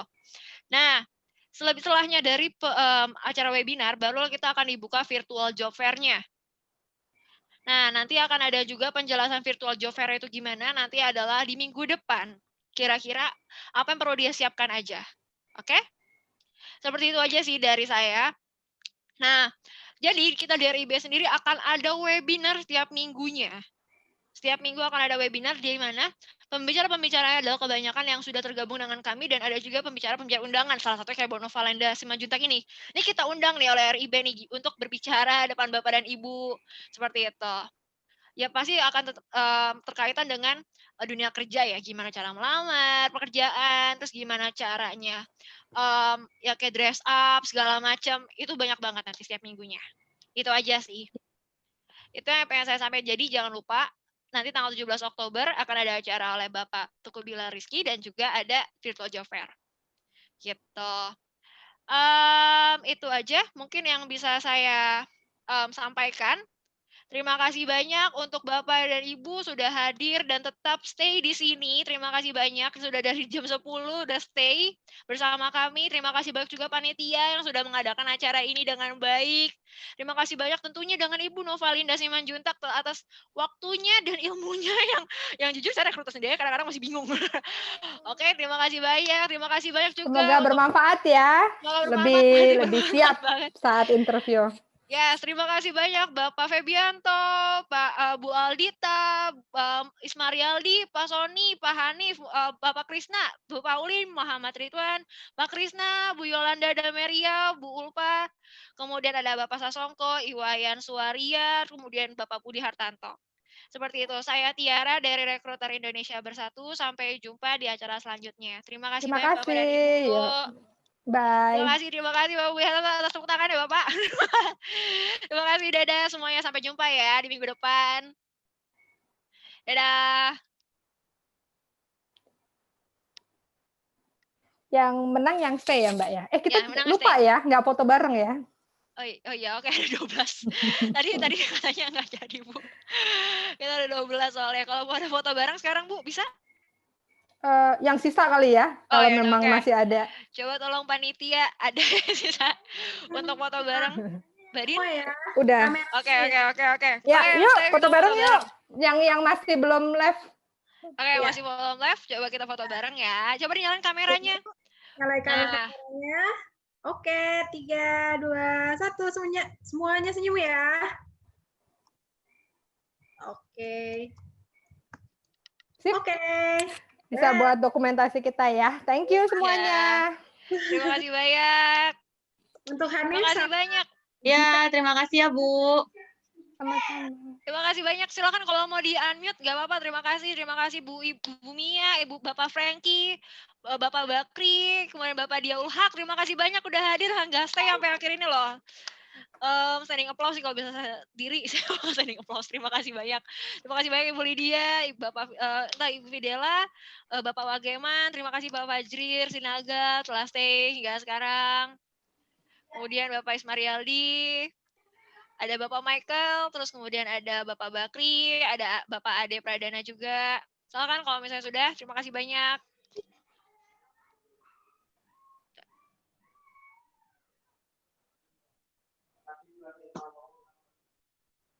Oke, tadi pemenangnya adalah Mas Hanif dengan Mbak Zita. Mbak Zitanya mana ya? Saya nggak lihat videonya. Mbak Zita boleh diaktifkan? Iya, kameranya lagi agak Oke, nggak kadang apa-apa. bisa, kadang enggak. Nggak apa-apa. Yang penting denger ya. Iya. Jadi Mas Hanif sama Mbak Zita, nanti Mas Hanif dan Mbak Zita saling kontak aja gitu ya. Kita akan melakukan sesi coaching gitu ya. Kita akan simulasi, tanya jawab, lebih dekat dengan Mbak Zita dengan Mas Hanif. Kapan waktunya? Saya sendiri mostly hanya bisa di hari Sabtu sih. Misalnya Sabtu depan kita bisa bikin sesi 2 jam saling ngobrol dan role play. Jadi teman-teman nanti akan dapat, bisa share nomor saya aja Mbak gitu ya, Mbak Tiara ke pesertanya gitu ya. Nah, nanti kontak saya aja di WhatsApp, kita mau kapan nih, misalnya Sabtu depan jam 10 sampai jam 12, atau sore jam 4 sampai jam setengah 6 gitu ya. Kita ngobrol, tapi Mbak Hanif dengan, Mas Hanif dengan Mbak Zita udah siapin nih pertanyaannya. Jadi nanti kita akan sangat berkualitas, misalnya apa yang Anda gugup gitu, apa yang tidak Anda kuasai, dan apa sih yang menurut Anda tuh udah bagus gitu ya, sehingga nanti kita bisa lakukan role play. Ketika role play ini, misalnya saya role play sama Mbak Zita, Mas Hanif akan menjadi observer. Mas Hanif nanti bantu Mbak Zita juga untuk memberikan feedback gitu ya. Karena kadang-kadang dengan melihat orang lain interview, kita jadi sadar, oh saya juga salahnya sama nih gitu, atau dapat insight, wah harusnya saya juga sama kayak dia ngasih hal ini nih supaya hasilnya bagus. Kira-kira gitu ya, Mbak Zita atau Mas Hanif. Oke, iya, Bu. Nanti boleh Mas Hanif atau Mbak Zita yang kontak saya di WhatsApp, dan nanti kita arrange ya kapan waktunya gitu. Yang cocok untuk kalian berdua dan juga untuk saya pastinya.